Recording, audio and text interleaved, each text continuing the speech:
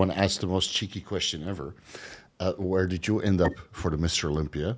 And how far was that off from your peak dosages maybe in the past? Because obviously at one point or another, you went up, try to do a heavy cycle yourself. We all go through this process. So spill the beans, please. Sure. Happily do so. On the J3 forum, I lay it all out. There's nothing that I don't talk about. With past off seasons, I've run heavier stuff. I worked with Jansen earlier on in my career. Now, my next off season year, I assessed the previous. I know I ran 2,300 milligram. However, I'm moving to the open. I want a similar rate of progress for what I know I need. I moved very close. It was right under. Ladies and gentlemen, welcome to the Anabolic Roundtable, where everybody decided to wear black. We got our first guest. Yes, black to make ourselves look smaller. I got our first guest to join in because we're going to discuss cycles from start to IFBB Pro and potentially the Mr. Olympia stage. So I figured it would be only appropriate to get the highest ranking PD educator on board, IFBB Pro John Jewett, who placed 11th at the most recent Mr. Olympia in Open. You placed 3rd in the 2019 212. And or was it 4th? 3rd or 4th? Who knows? It was 4th. Who knows? Yeah, top 3. And then he also won the Vancouver Pro last year, where you qualified. Thanks for jumping on board. It's an honor and a pleasure to have you here. Well, it's an honor and pleasure to be here. I look forward to chatting with you guys for a long time. I feel like, Dean, you've been on our podcast a long time ago, and just finally get a good group of guys just to talk about what we love to do is exciting. Yeah, yes. For sure. So, John, you let's just get right into it. We're going to talk about cycle start to finish, right? So what can we put in place before we even think about drugs? Because, of course, we all decided at one point to start enhancing.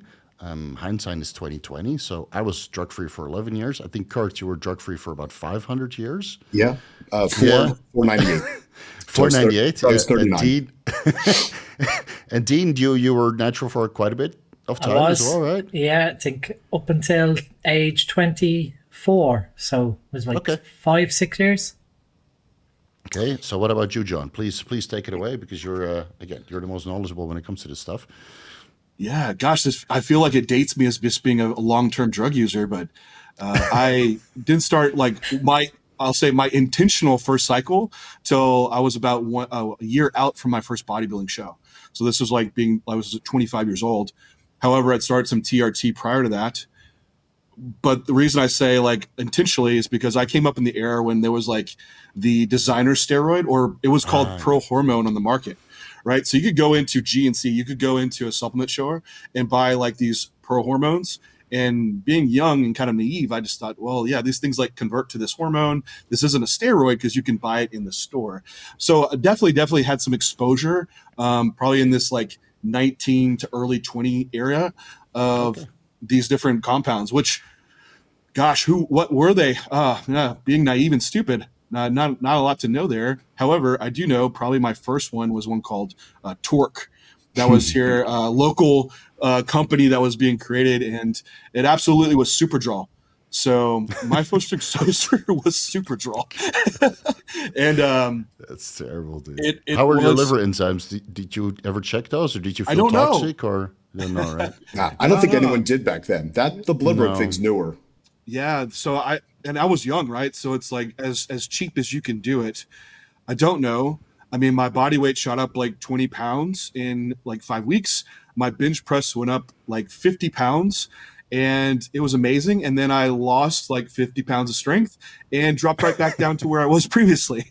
So I was well, that's kind of demoralizing. But anyway, shut down, looking back, were you shut down from that first quote unquote oral only cycle, or what do you think? You were androgen deficient for a bit? So I didn't have labs pulled until probably 3 years prior to wanting to bodybuild, and I had low normal testosterone at that point. And then I'm well, okay, I hadn't been using and just kind of went about my way. The doctor was it could just be the test, blah, blah, blah, blah. So when I actually got into hey, I want to bodybuild, let me look at my hormone levels. And they were still around this, I was a 270 nanogram per deciliter. I'm well, this isn't going to cut it. I think just using these hormones in the past caused some issues. Could it have been come back over like more years of just letting off? I don't know, but my path was going to be bodybuilding anyway. So that's when I was like, well, let me get a script. I got my first script, and that kind of led me into doing my first shows, and how I kind of progressed forward from there. Okay. And like with the knowledge you have access to now and how you would design that for guys that would do their first cycle, what do you think needs to be in place before people even think about taking PEDs? Yeah, I mean, I think you need to go through just a lot of understanding of just what you're about to jump into. Of course, I think you need time as well to train naturally to maximize those variables, because you see so often that guys are going to jump on and you can easily mask a poor diet, training, a recovery protocols just with using more gear. And then you eventually hit this roadblock where like you had high dosage of gear and you still don't look enormous. And you're like, well, now you have to backpedal and figure out why that is. And usually you just like, oh, let me just take more of these drugs in place. So I think having some time spent training naturally has a huge benefit. What I usually outline is like spend at least 3 to 5 quality years. I mean quality. So doing all these things right before making the decision to move on. Because within the first like year of someone trained naturally, like you can make substantial progress, and then kind of every year it get halved from there. So when you get to the point where in a year you're adding maybe 3 pounds of tissue on, this might be the consideration point for like moving to enhanced area. Where does that look like age-wise? Well, I wouldn't have touched anything being 18, 19 years old. Probably 19 to 20, you see some of your peak hormone levels in the blood.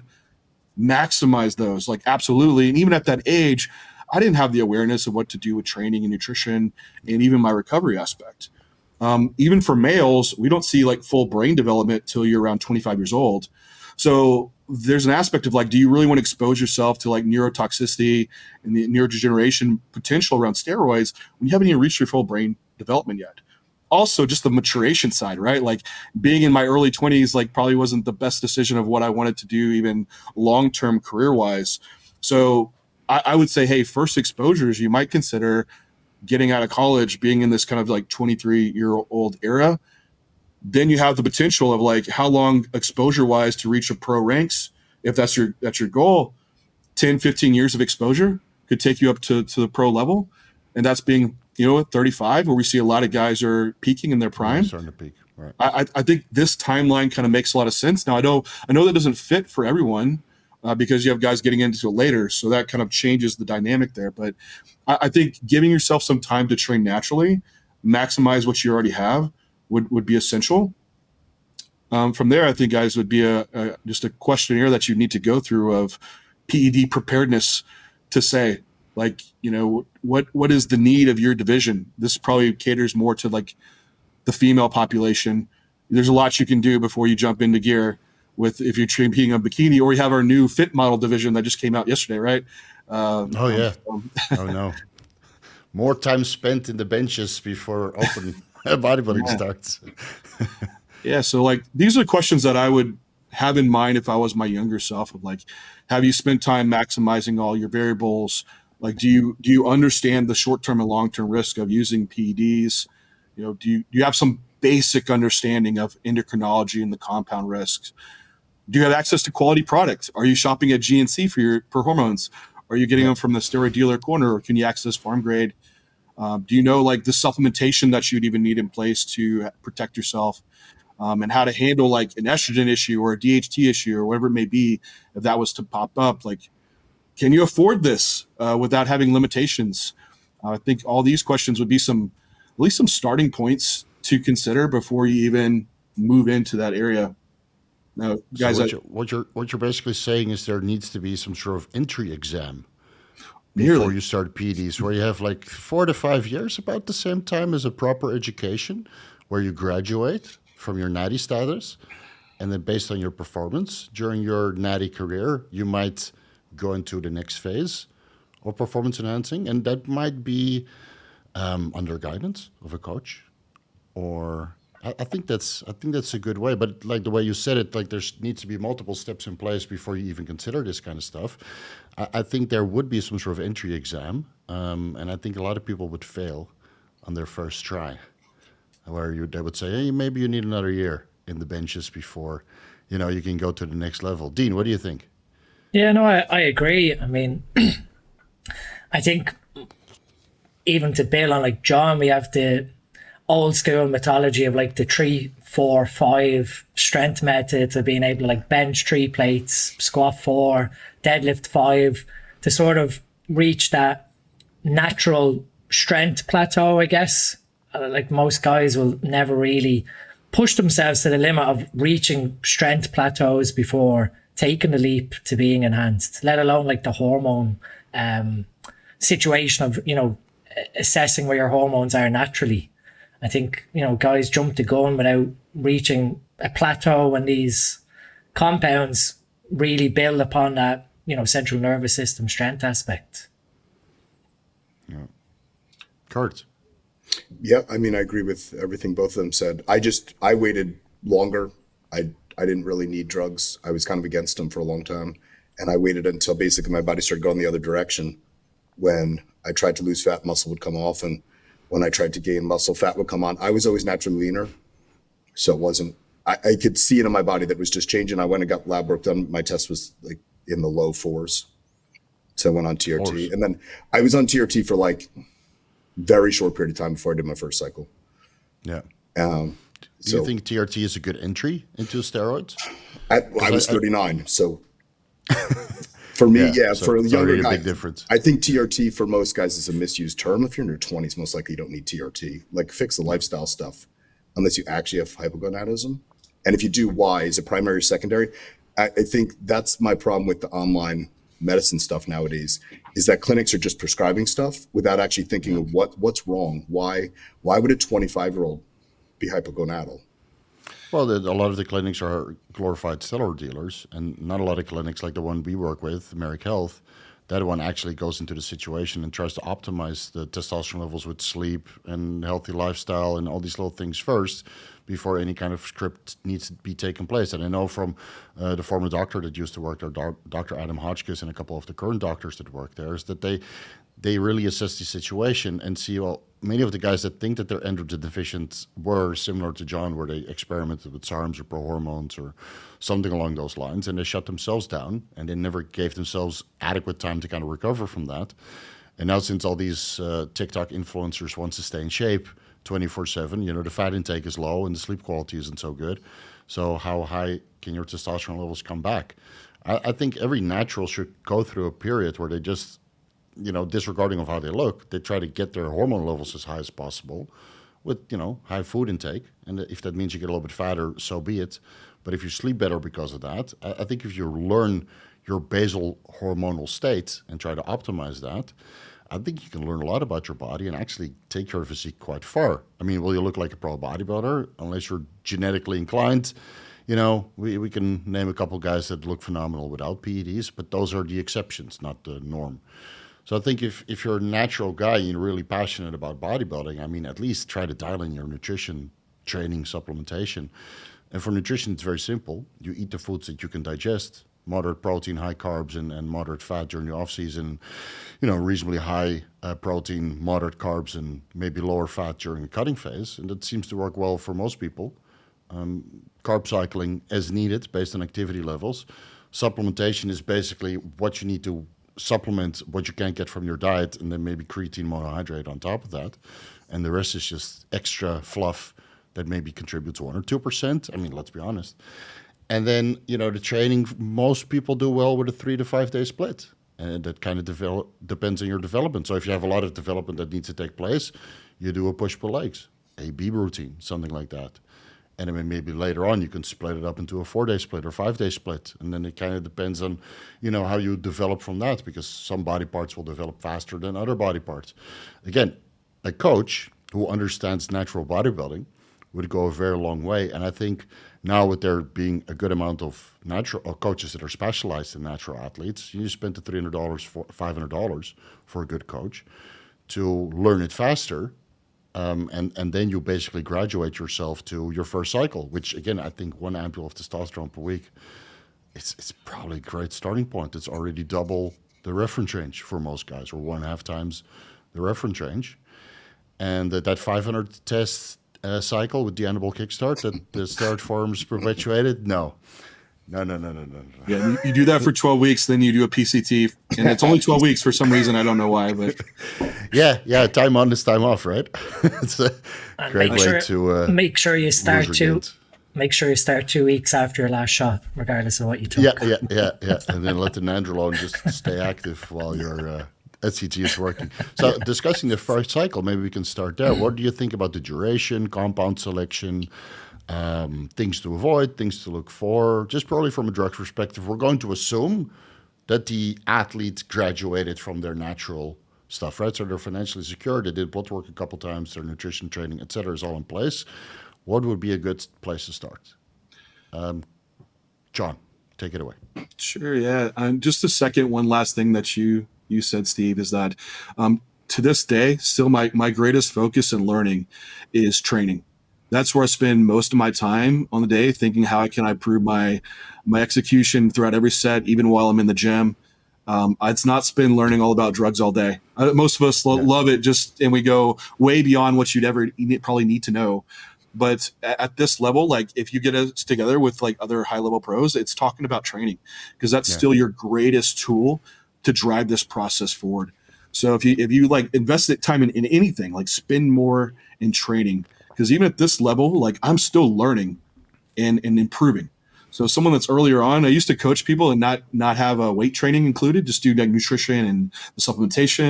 And people be like, oh, I got training, don't worry about that. Like, man, you don't have training, because I don't even have training. I'm still figuring out. But anyway.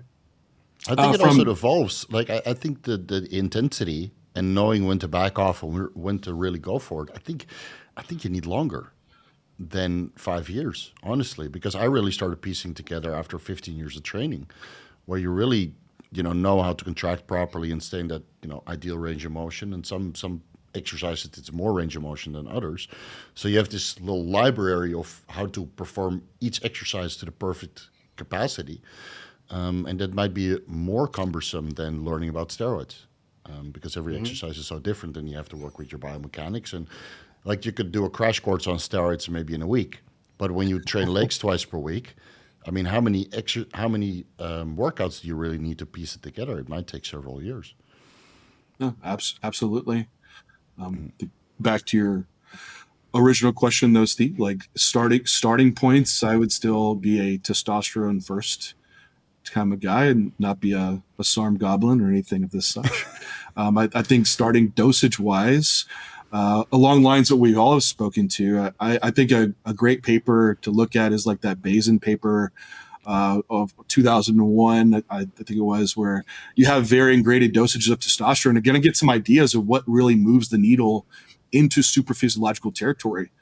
And that one group that was on 125 milligrams per week, that was about a replacement dosage for those guys. They're around like the 600 to 700 nanogram per deciliter.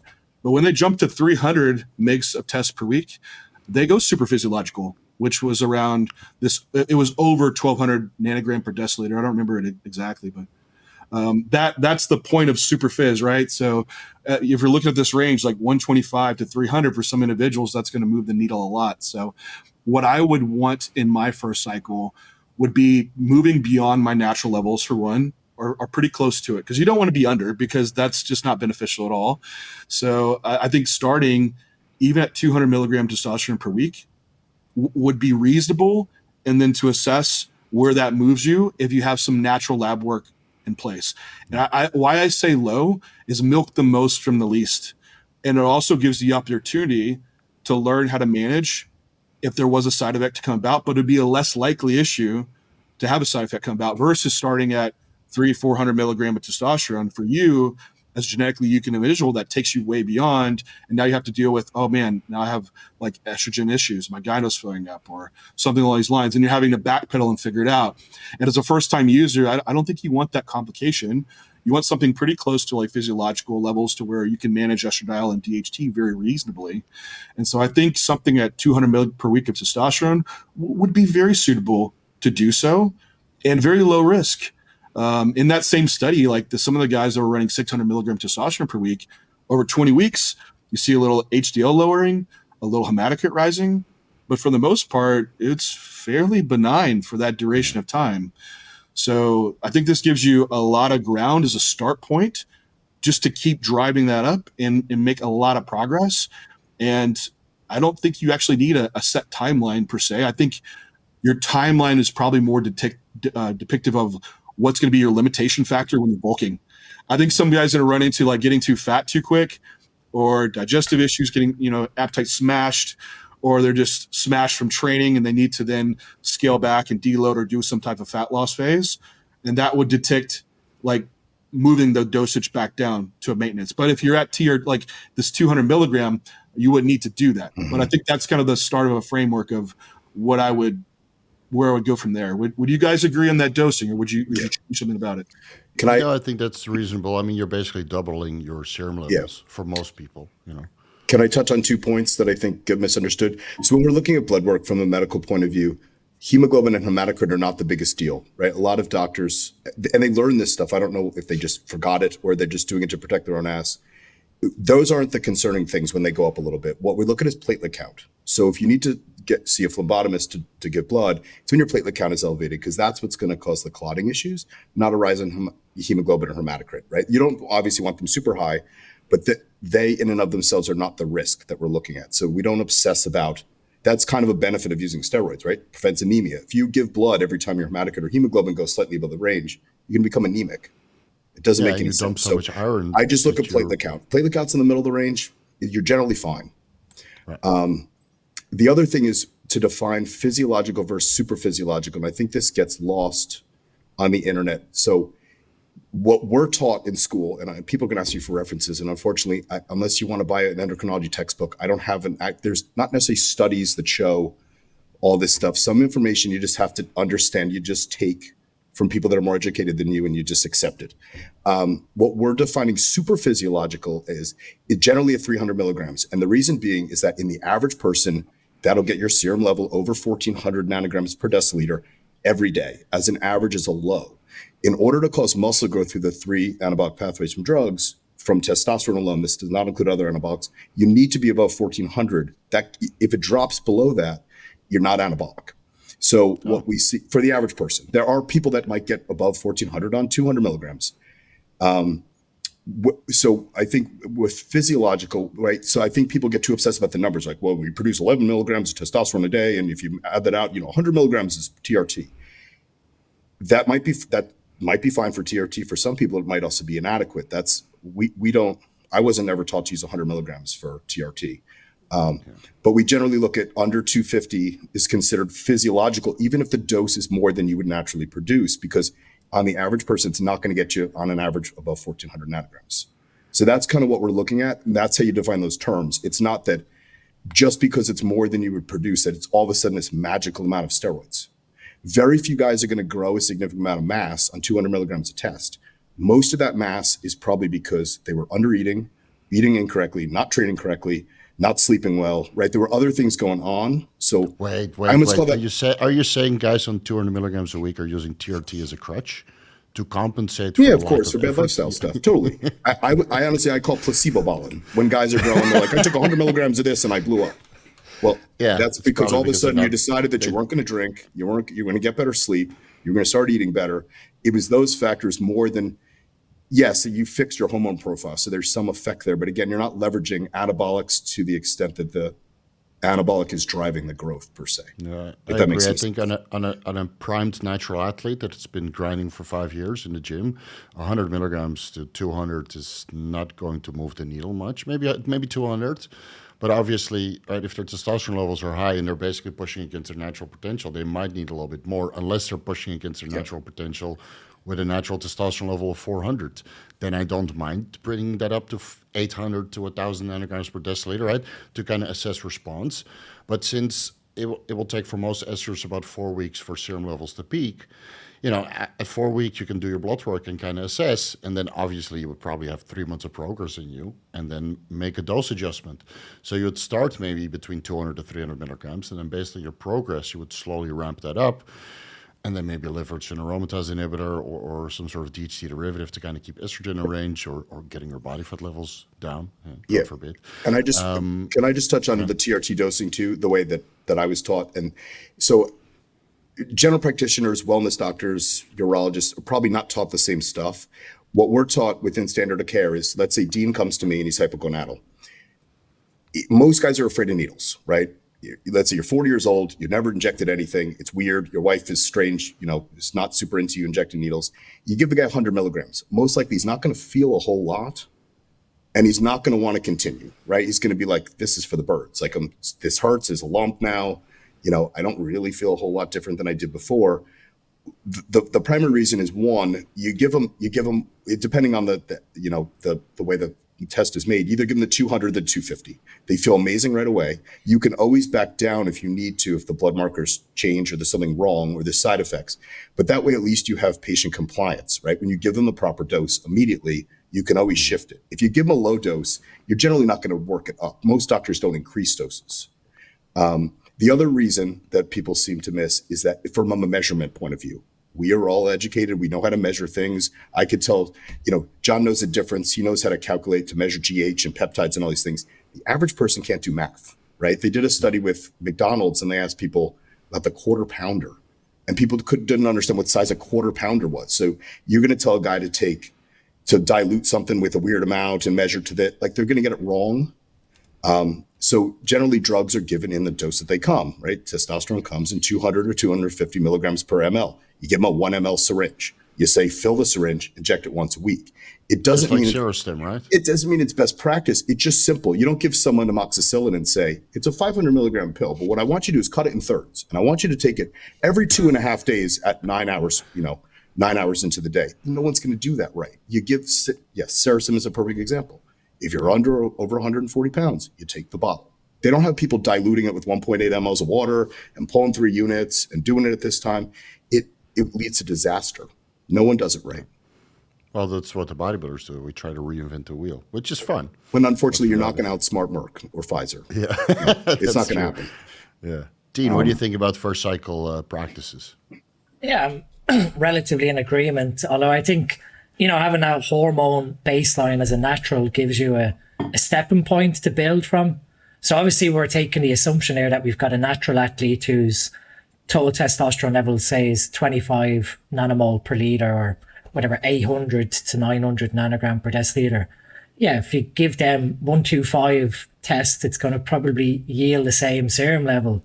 You give them 250, you've now pretty much doubled their serum level. The only time I'd be a bit cautionary is, let's say you do have someone who is a natural athlete who is, for all intents and purposes, hypogonadal on paper, but doesn't exhibit hypogonadal symptoms. So their total test level is 8 to 10 nanomole. You give them 250 milligrams of test, their level is now 45. You've quadrupled their total test level.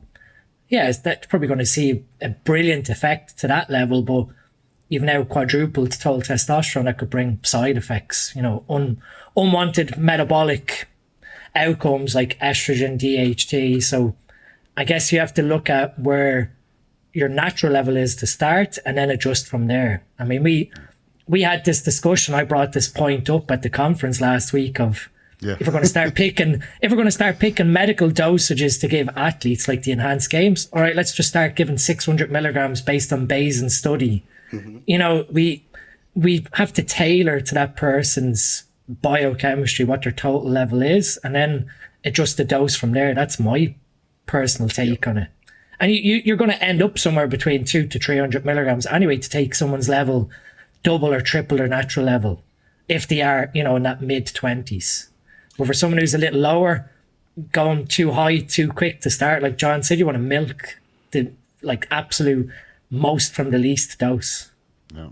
And I think it's a good point what John made, is that we're starting this first cycle during the off season, because then the food is in place, right? The training is at the highest capacity, so you're basically pushing against this natural limit that you're in. And then a low dose of a couple 100 milligrams testosterone goes a very long way, because again, the food is in surplus and you've already learned how to be anabolic through several dieting phases. What I will add to that is that I think it's a good idea to do your last natty diet before you start your first cycle, so you start lean, so you don't have to worry too much about the aromatization. And you can see the changes on your physique, because you don't have to X-ray through this layer of fat. where, at least your abs and your glutes and your quad separation and all that stuff, the visual changes are so apparent, not only to yourself, but to everybody in the gym. And then now with social media, you can milk the fuck out of it, make some money while you're at it. Of course, if you're 25, don't promote the drugs because your audience is even younger. That's the biggest problem nowadays on TikTok. So basically, you start from this ideal point where you can see your physique. You just come from a cutting phase. Your calories might be a little bit low, but you can ramp that up. And I think through multiple caloric adjustments, even if you start with 200 milligrams or 300 milligrams of testosterone and nothing else, you can make so much progress. And we're talking about 10, 20, 30 pounds on your first cycle, starting from this, reasonably lean state. Well, we've seen some pretty good effects with starting with guys. I think there's a lot of value to doing your first show natural. Some might not want to do that, but I think you'll learn actually the nutrition training, fatigue management aspects, peaking without the drug masking and the complication of masking as well. Right. Coming off the back end of that, you're going to be suppressed in several different positive hormones. I think from a natural, that could be a very good starting point as well, versus what's the difference of like, we're going to let these natural levels come back up through just normal processes and timing. Then we could start our first one. Might as well start it right out the gate there, low at a time when, man, you'll leverage so much out of that gate. So if you're not competing, that's okay. Like Steve suggested, like do a cut phase, come off that. So you have a lot of runway to grow. But if you're competing, I'd say at least do your first show natural. And then if you decide, hey, move it from there, do a couple of shows natural and move up the needle. I wanted to just clarify a statement that you had mentioned, Kurt, because you said, at 1400 nanogram per deciliter, like you won't leverage anabolic processes. I think we're talking about like what might be within a reference range. And I don't think you disagree with what Dean had said, that it depends, like physiological normal exposure would depend on what that person's been used to, right? So moving that needle up beyond, maybe for that person, 1,000 is like, man, they're a whole new man. While others, it wouldn't be the case, right? Correct. Well, medicine is based on averages, right? We can't tailor everything, but within that's what clinical practice should be. It should be based on standard of care is based on the individual. So again, let's say Dean comes to me. He could be hypogonadal but have no symptoms. You don't necessarily have to treat it unless there's obvious issues. You see guys that have a 600 test that have horrible symptoms. It just depends on the person, and that's where seeing a real doctor helps over, sometimes some of these shady clinics or whatever, or trying to the other one I see nowadays is guys trying to diagnose and fix their own medical problems themselves, right? They do everything on their own, and they're trying to interpret blood work. Then they're trying to manage other health issues that come along, right? They got high blood pressure. Now they got kidney problems. Now they got all these things, and they're buying all these drugs in the black market, and they're trying to manage their entire health without, they're 20 years short of school to make that decision on how to fix those things. Playing nephrologist is not an easy job. No. It's tough as an earlier on user, right? Being like young, like myself, and I didn't have the money to run all of these tests and meet with doctors and have like, say, a great clinic like Merrick Health to like manage my health markers. Essentially, yes, you have all those things, but I think that's part of the initial realization is that it's going to be a costly endeavor, and make sure you can at least afford. And honestly, labs are so cheap now. I think probably all of us have some type of code we give out for lab work where we are, adequately evaluating labs, because I see a lot of guys will be like, hey, my labs are still good. Can I keep pushing? They're missing like most of the markers that you should probably have on there to check. You're like, yeah, that's not everything you need. And also lab work doesn't mean there's not still risk there. But I think, having at least understanding like, hey, every 10 to 12 weeks, you should be pulling some serum lab work in your analysis. Like this is cost that you should probably be thinking about. Yeah. And if factor that into your cycle. And if you're young, like John said, and you just don't know where to go, right, or you don't have a doctor that you trust. I mean, all four of us, I don't know if you still do consultations, but the three of us at least do. And there's probably, at least 10 other guys out there that I would trust interpreting blood work. There are resources now that weren't available when I was younger, right? And I get it. You're nervous to go to your GP, your family doctor, and be like, I'm on test and DECA and I don't feel great, Yeah, when you're young, you're maybe a little bit short on finance. I mean, you're probably... No, I get it, but... Yeah, you're short on finance, but you're fat on time, so you can do a lot of research already, learn as you go along, but also ask your questions very direct So you know exactly how to get those answers for a 10-minute, 20-minute consultation. Because, you know, preparation into a consultation or even with a coach, I think that's half the work when you're young, you know, when you're short on money. Because then you can get the most out of a personalized service. I think that's very valuable. To bring it back to blood work, like blood work every 3 months, every month, you know, depending on the level of your bodybuilding. Personally, I do it every month, and I've been doing that for many years. I did it every year since I was 15, because I just wanted to know. So I literally have graphs of my testosterone levels declining until I was 26 years old. Wow. Yeah, then I mean, my levels were 620 nanograms per deciliter, so it's not terribly low. But, you know, after 11 years of natty bodybuilding, I wanted to see what 1 ampule of testosterone was going to do with me, and I gained like 15 pounds in 5 weeks. And yes. It was great. Yeah, and then I started dieting. Yeah, it was a lot of fun, a lot of gains. But a lot of guys, they don't really do that. But I think nowadays there's no real excuse anymore with the reef. I mean, we all 4 of us are basically excellent resources of information. And I think if you just follow through for the first 4 years, 5 years before you start your first cycle, you're close to as much of an expert you can be on testosterone, because in the time that you're not training and cooking meals and ordering supplements online, you can do some research on testosterone only, and you know exactly what to expect on your first cycle. Now, if you do blood work a couple times, I don't see a problem with running testosterone only for a year straight. Right? Yeah, maybe assuming you do some HCG for testicular function, maybe 2 years.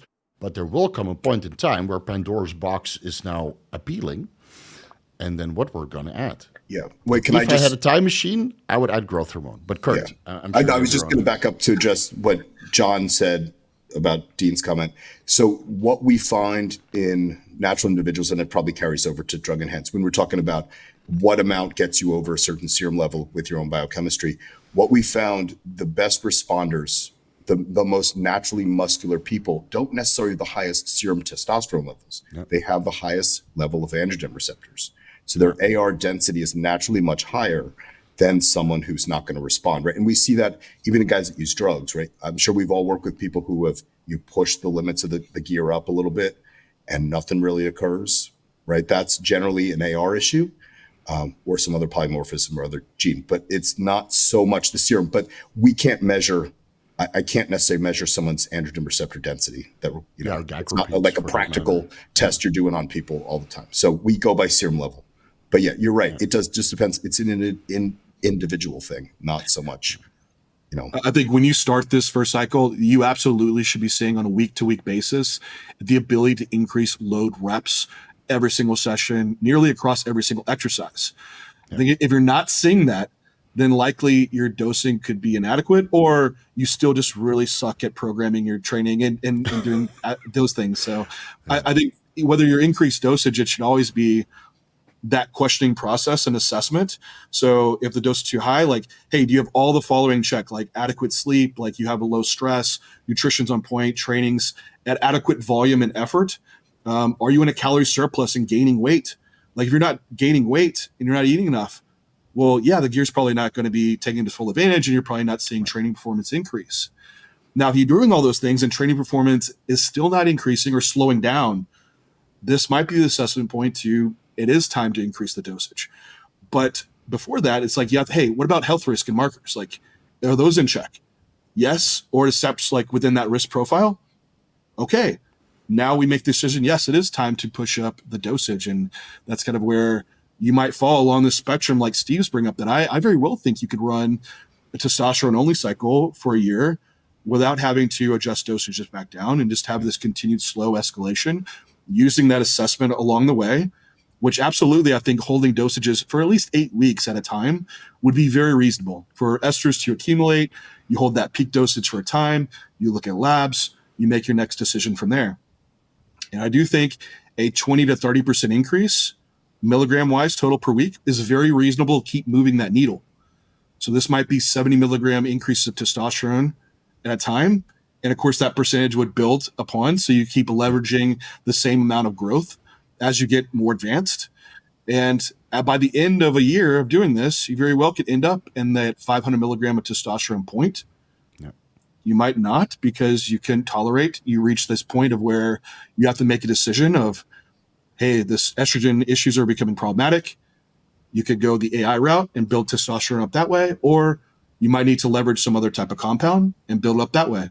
Kind of two decisions to go. But I think within that dosage profile for your first year, you make tremendous gains, and you wouldn't have rationale to really need to be pulling back the dosage and just really milk everything out of it.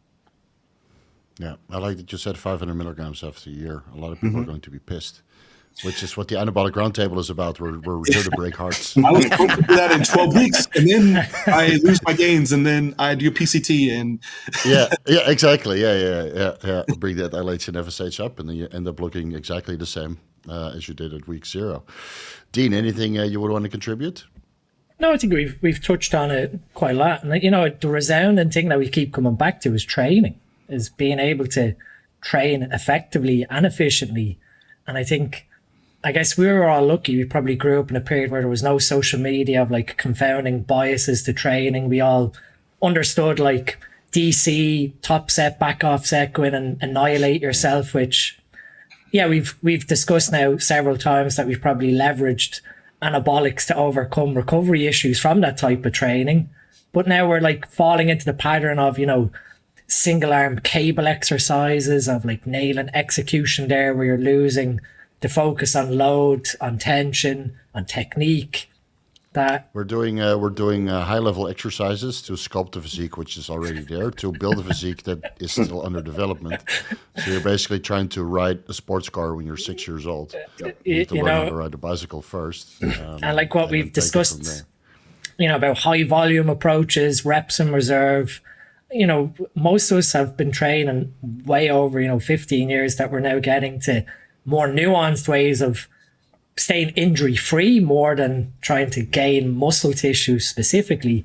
So even at that training that John touched on, you touched on, before you even like assess your next move at anabolics, you need to be looking at your training and really having an honest, assessment of your training intensity. Like you said, you could be training legs 3 times per week. Most people I know, if they train legs properly, you'd be lucky to get back into the gym after 5 days. So, that real honest assessment of your training progress alongside your dosage increase and then food on top, that's quite often the missing puzzle piece. I'm eating correctly, I'm taking the gear, but then you're not training properly, so the physique isn't adapting to that training stimulus. I will say that purely based on social media, I think people take their training a lot more serious now because it's a bit of a badge of honor than we used to do back in the day, because we couldn't share our training videos, right? So when I look at John train, or myself, or some of the other people that I follow on social media, everybody's training very deliberate. And that seems to occur at a much younger age as well, because they get exposed to it. Now, does that qualify them to start cycling earlier? I'm not entirely sure, but that also seems to be the norm now, where people don't start at 25 where their brain is fully developed, but maybe 23, 21, 18. Then again, I went to school with classmates who started their cycle at 16. So, has it really changed?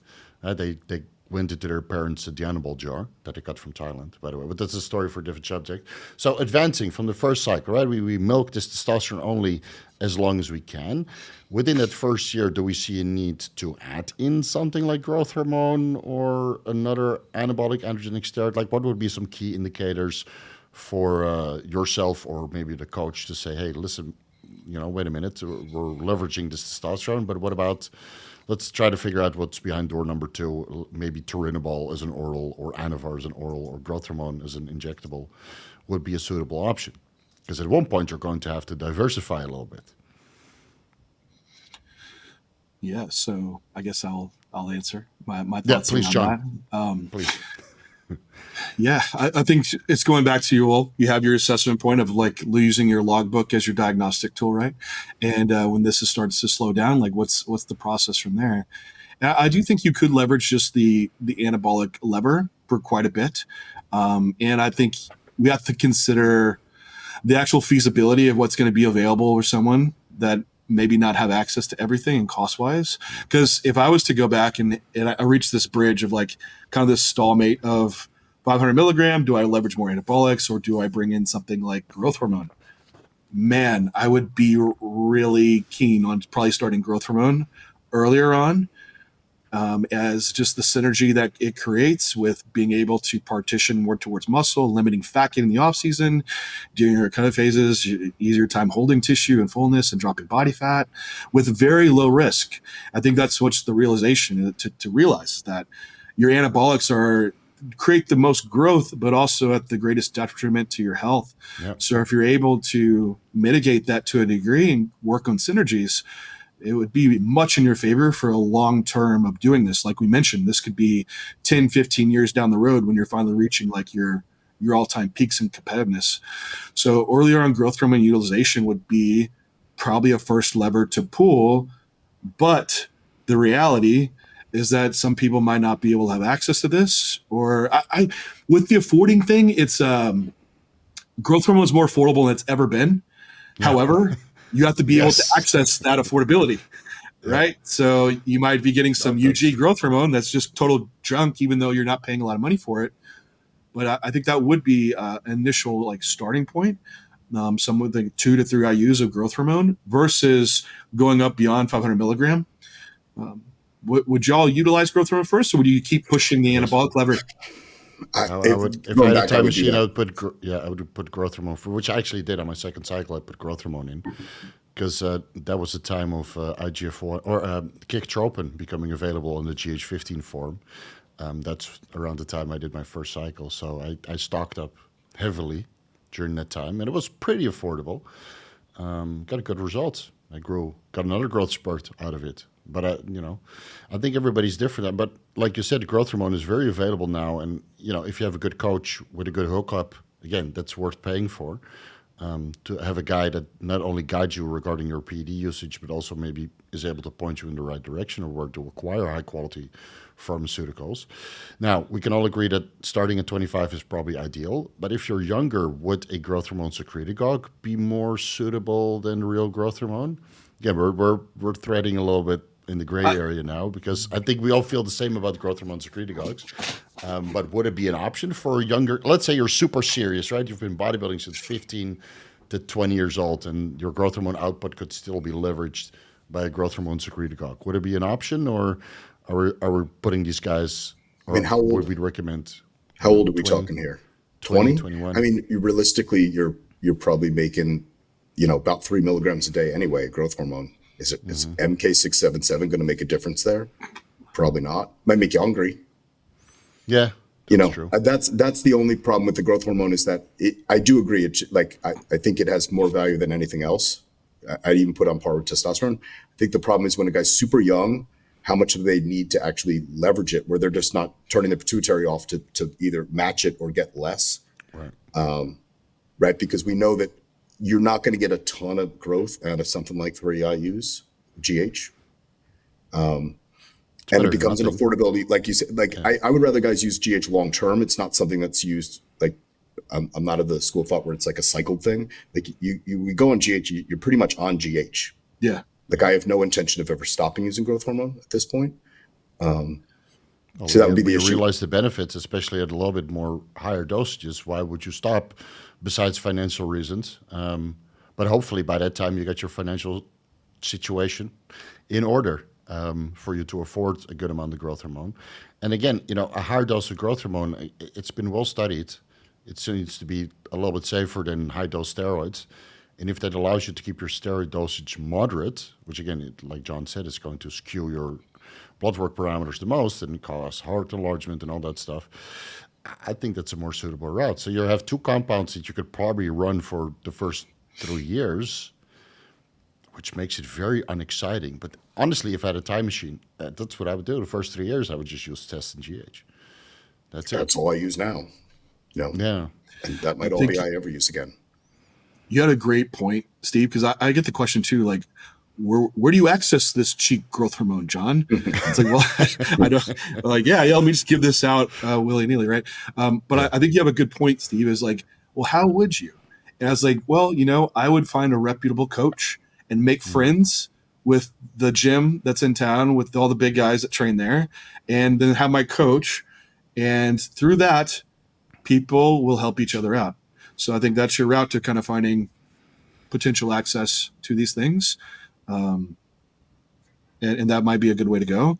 To I clarify agree. something that you brought up, Kurt, around like, because I don't want anyone out there to think like if they are going to use 3 IUs of growth hormone that's a waste of time. No, I didn't mean to waste. Yeah, no, I didn't. I don't. No, I know you didn't mean that.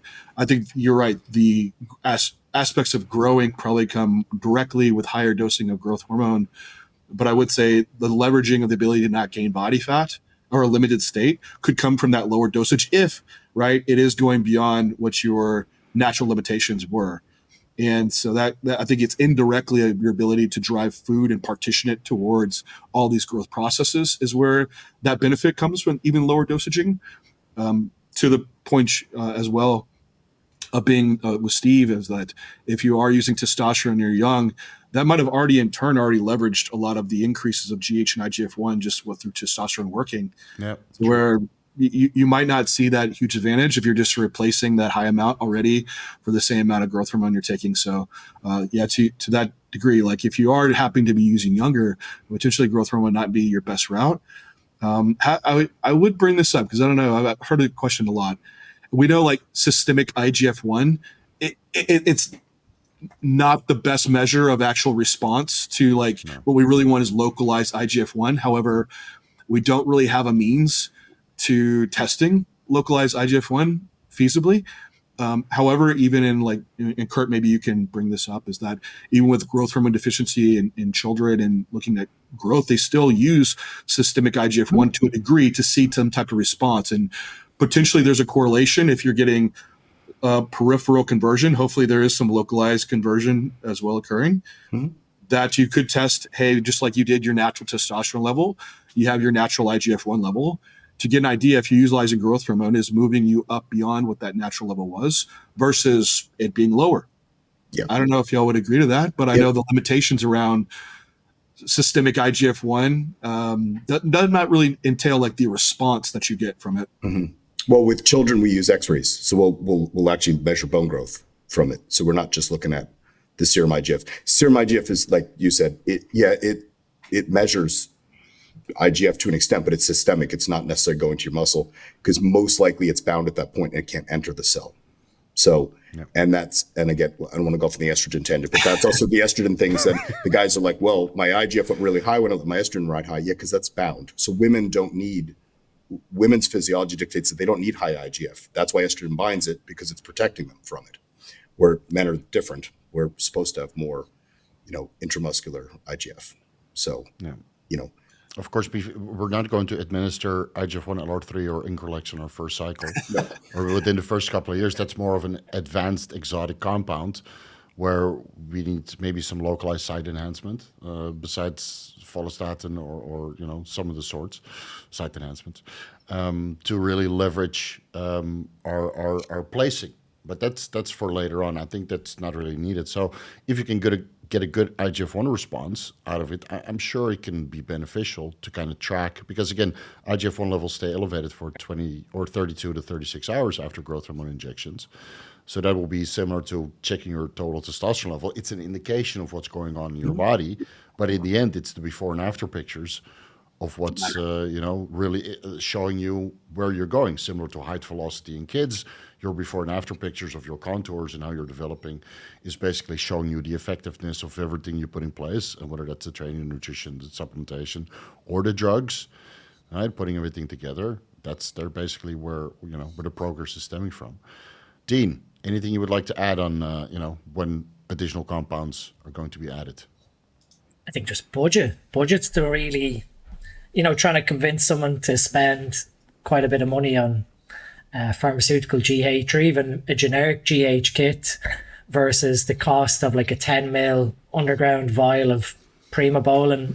We're not even considering getting, Rimabolan, pharmaceutical Primobolan. You have all these costs on the table of, you've got your blood work, your supplements, your food, your gym, blah, blah. And now you're saying to someone, okay, $200 at a cheap point for a good source of cheap pharma GH for 36 IUs. And then they're sort of looking, okay, well, you want me to take 4 IUs, so that's 9 days. So now you're telling me I have to spend, $400 or $600 per month on pharma GH on top of everything else. It can be, long term, it's a a great benefit to the whole overall cycle design. But then they're looking at, $40 bottle of 10 mils of Primabol, and well, that looks like a cheaper alternative. So, it comes down to budget. But I think, all of us agree, even myself included, in hindsight, testing GH as a sort of affordability. If you can afford it, that's your next step, I think. Yeah, but so let's say it's the second compound, right? If you're on 500 tests or even 750, how much is that really costing you with an AI per month? $100? Yeah. $100? Like 1 amp of testosterone is what, $4 to $5? 7 if you're unlucky. It's not like Rimabol where it's 36, and then you don't need 1 ampule per week, but maybe 3 or 5. So you're spending significantly more. And then an oral of choice would be what, Turinabol or Anavar. Turinabol is pretty affordable. That is a good entry start. We agreed on the tier list that Turinabol would be a great oral to start with. And then you use it one and done, and then you advance to Anavar, because hopefully during that time you learn how to source a little bit more properly. So I think everything considering, I would rather spend the money on GH, because up until this point, the bodybuilding was reasonably cheap. The so cycle if you're not able to the like blood work, wasn't that crazy. John, go ahead. Sorry. Yeah, if you're probably not getting your growth hormone for $1 to $1.50 per 1 IU, then you're probably getting charged a lot and you'd have great access. So if that wasn't the case, and you're paying double to triple that, you might leverage some different routes before going and revisiting the growth hormone piece. And Dean has a great point. It's the feasibility, right? Like, what's your next compound selection?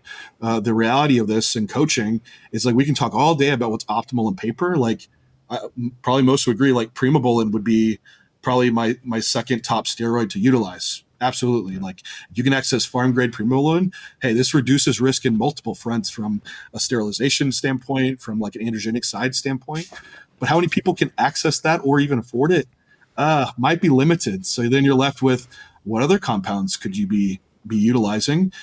If I was younger, I probably would go the AI route and higher testosterone, because you're paying maybe 50 cents a day for like an AI versus like Primobolan or what it may be. So maybe even less for your anastrozole. So probably would leverage those pathways. I think ideally I would probably, I like the idea of less complexity, and maybe have your stop point for testosterone, where you find this optimal estradiol sweet spot, whether it be with a little bit of AI present or without AI present, that you kind of go down the list of tiers of, if it's not Primobolan, what comes next. And gosh, really, when you see in bodybuilding, there's like Masteron, Boldenone, and Nandrolone. Like, these are compounds that are kind of prevalently used. And beyond that, there's not many more injectables used outside of Trenbolone, but that's still yet to come for us who are going down our journey of bodybuilding. And then you're kind of weighing pros and cons of like all 4 of these compounds. And what I want for a second compound is a milligram amount total to hit. And that's going to be the most benign for my health.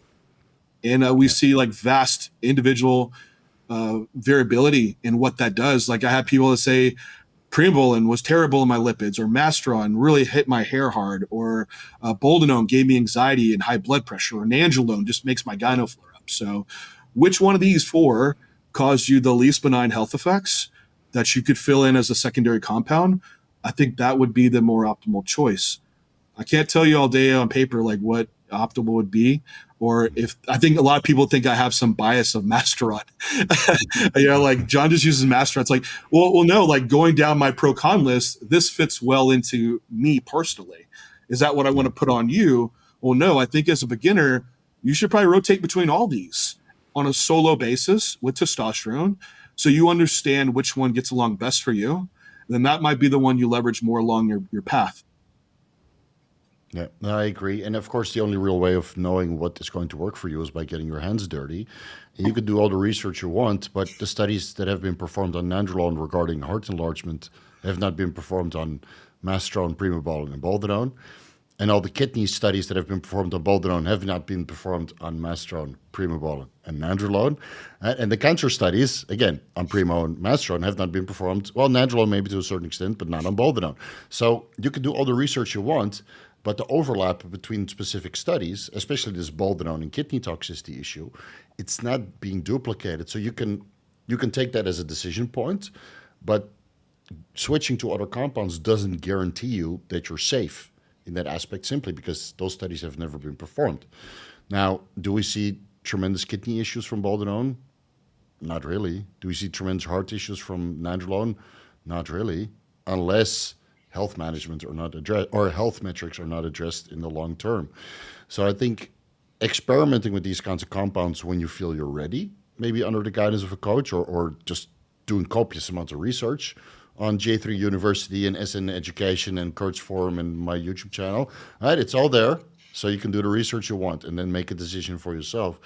But most roads lead to test Primo Endeavour. I think we can agree on this. But yeah, if Primo and Endeavour or growth hormone are not within your financial means, then maybe you need to go with test Nandrolone and a heavy aromatase inhibitor, or test Boldenone and no aromatase inhibitor, right? Or test the Masteron. But Masteron seems to be a little bit more expensive nowadays. But that could also be because, well, Masteron and Primobolan have been in the news a lot, and then the price goes up. I think it's our fault, honestly. Very well could be. Yeah. Honestly, too. What did you see? I don't know if you guys see this, the impact of what we said at the beginning of the last video with the shortage. I don't know if you've seen that. I've seen quite the impact there. I've seen the impact. So, yeah. We should buy stock and say the right thing and leverage our net worth. So I bought stock in Novo Nordisk and Eli Lilly when liraglutide and semaglutide came to market, and that has paid off quite well. So last week a month ago when we recorded the previous podcast, which went live a couple of days ago, we discussed a potential shortage coming up from Chinese raws. Mm-hmm. And if you're in touch with the raw providers or the middlemen, you would have gotten a message and say, hey, listen, this podcast, and of course Think Big also discussed it in a couple other podcasts, we sold out. The other thing you see now too is people are gouging stuff. So the companies that make the glass bottles and the stoppers, the caps, have all doubled their prices. BA prices will be going up. BB prices will be going up. Everyone's going to try to make money on this now. I'll buy Bitcoin before it's too late. So basically the intermediate phase of trying to piece things together until you're ready to step on stage enhanced is trial and error. I guess because there's so many compounds we can choose from. And again, individual response kind of dictates what the best compound is going to be for you. And I've discussed these cycles with many amateurs and many pros, and it seems to be all over the place. Of course, nowadays we can kind of agree that Trembolone needs to be kept low and that you can leverage a test Primo or Masteron reasonably high instead of doing the RIP mix, right? 300 test, 300 Masteron, and 300 Tren. Those days seem to be over. Wasn't Breon Ansley doing that? Well, that's besides the point. His coach is probably from back then too, though, right? Yeah, I don't know who his coach has been. Chris Cormier. So that's the back in the day, the 300-300 mix. So nowadays we come a little bit to the same conclusion. Testosterone is a base, leverage your DHTs, and then keep your trend moderate to the point you don't get tremendous side effects, right? For glucocorticoid receptor inhibition and, preventing catabolism. And you don't use any more than that, so your sleep quality isn't impaired. Beyond that basic compound selection, we've got an hour left, so we're going to have to skip the queue a little bit. At one point, we have to look into things like insulin and IGF-1 and maybe some niche peptide companies. Like, at what point would you say those become applicable? Or maybe we can briefly discuss this for every drug or every steroids real quick, like a rapid fire. When do we leverage drugs XYZ? Kurt, please. You want me to start with when would you leverage just trend? Steroids? Yeah, real quick. Yeah. When would you leverage trend? Typically, the only two times I would leverage it, most common is pre-contest if it's needed. Lots of guys do shows now without it. So Is it needed? No. Is it help? Sure. If you tolerate it, but like anything else, if you don't tolerate it, don't use it, right? You might have to diet harder. You might have to watch your food. You might be doing more cardio. The only other time I would leverage it is in an off season. If you've hit a true plateau, it will put mass on you that you might not have gained through other compounds, right? On milligram basis, it's stronger. It is a very strong anabolic. If it weren't, we would be using Primo for cows. And we unfortunately don't use Primo in cattle. That would be the only other time I'd leverage it. Things like Masteron, outside of the current use where it can be substituted for, Primobolan perhaps, Masteron typically was a pre-contest drug. That was the only time we ever really saw it, right? And even 15 years ago, it was rare. So half the guys back then didn't even use it because they couldn't find it. I mean, like you said, those classic anabolics, the EQ, the Nandrolone, the Primo, they're relatively interchangeable, and you do have to experiment to see what feels the best to you. Some guys, can't use some of them. Test should always be used. GH, I think, is a basic as well. I mean, what other orals? I typically would save orals outside of Anadrol for pre-contest, pretty much just Winstrol, perhaps Anavar, Halotestin. I wouldn't be leveraging. I'm not a big oral in the off-season guy. I don't think it's worth destroying your health, to leverage, because you're going to there's nothing that Anavar does specifically that you couldn't get from Primo, right? And we talked about this last video. The five unique steroids that don't have any, that do basically everything are Test, Tren, Winnie, Anadrol, and Dianabol are really the unique ones. All the others basically have some crossover effect that you can get from one of those. Right. So half of the orals we use for their cosmetic benefits, not necessarily for their anabolic potential. Yeah, I wouldn't use anabolic. Anadrol. I mean, beside Anadrol. But Anadrol fits into one of the unique ones, right? And it's generally more favorable than Dianabol. I mean, and then things like insulin. I'm not a huge insulin proponent. I think if a guy needs it, if he's big enough that he's eating enough food and his pancreas can't keep up with that demand of his food, then sure. If you're 180 pounds, probably don't need insulin. If you're not eating 1,000 grams of carbs, probably don't need insulin, right? Get leaner. When you get most guys show lean, usually they have to pull the insulin out. I don't know what you've done, John, but when guys stay lean or get very lean for a show, most likely they're going hypo anyway. Yeah, they're insulin sensitive. And then the other stuff, like the other peptides and stuff. I mean, outside Increlux, I would say is a very advanced drug. That's like, you're like at the Arnold, you're at the Olympia, you're at that, New York Pro, you perhaps one of those guys in open. It's expensive. It's hard to come, at least in the United States, it's hard to come by. And it's probably not going to be super beneficial to the average gym rat. Yeah, and the guy that sold it in the US, he's sold out. Yeah, so already. Yeah, exactly. So it's sorry. So if you want to fly to Thailand, I might be able to hook you up. Yeah, but I would for the average guy that's not competing in bodybuilding, if he can't grow on Test and GH or Test and GH and Primo, like you said, revisit the training, revisit what you're eating. There's something else wrong, or it's not the sport, right? If you have a poor genetic response to this stuff, maybe this isn't the road to go down. And maybe chess is a better idea. Yeah, that's the unfortunate reality. Rapid fire of drugs, when to apply them. Yeah, I'm pretty much in agreement with Kurt. I mean, we've, I guess, upset a lot of people with our change in dynamic, even towards Tren, and even what I've done personally, what we've discussed when I compete the last 2 times, where this whole 300, 400 milligrams of Tren is no longer really warranted or required when you really look at what's the effective dose of where we use it. And then the time length of exposure, we've completely changed that. Most of the time, people are throwing Tren in at the very start of a cutting cycle or a competition prep that, we're now reserving it for like the last 8 or even 6 weeks before a show, when you are really getting down into that, sub 6%, 5% body fat to try and, stave off catabolism or just add another small bump to total androgenic load due to how strong it binds, like Kurt said. So I think, like Kurt said, if we can't leverage off the basics, then you have to probably consider your choice of sport. And I think depending on what phase you're in, whether it's off season or pre-contest, it still keeps coming back to the basics of recovery, nutrition, training, sleep. The drugs are just there to facilitate those overall anabolic processes and recovery. That when you really look at it, it's not like a magician's hat anymore of, a special coach knows how to get someone in shape for the stage. It's just simple dose adjustments to that person's biochemistry. And again, going back to those boring basics of sleep, nutrition, recovery from training. And the willingness to get shredded, because that's getting more rare also. I mean, there's more people in the sport than ever using drugs and less people in actual shape. I mean, when I was at the Olympia, I was at 7th row and John walks out and I was excited because John was in shape. That's like, no, really. If you pay $1,500 for a gold VIP ticket, you want to see some guys in shape. And when the top 3 walks out, then there's a little bit off. Like, and then Martin Fitzwater walks out, you're like, yes, this is bodybuilding. And John walks out, this is bodybuilding. But even at the highest level, it seems to be more rare than the norm, where absolutely phenomenal dice to the socks physiques that are fully peaked. I mean, we had you and Martin, basically. You know, not throwing any shade at the Mr. Olympia this year, but I think the top three could have been significantly better. You know, and that's why I felt John was so much overlooked, which we talked about when you walked off stage.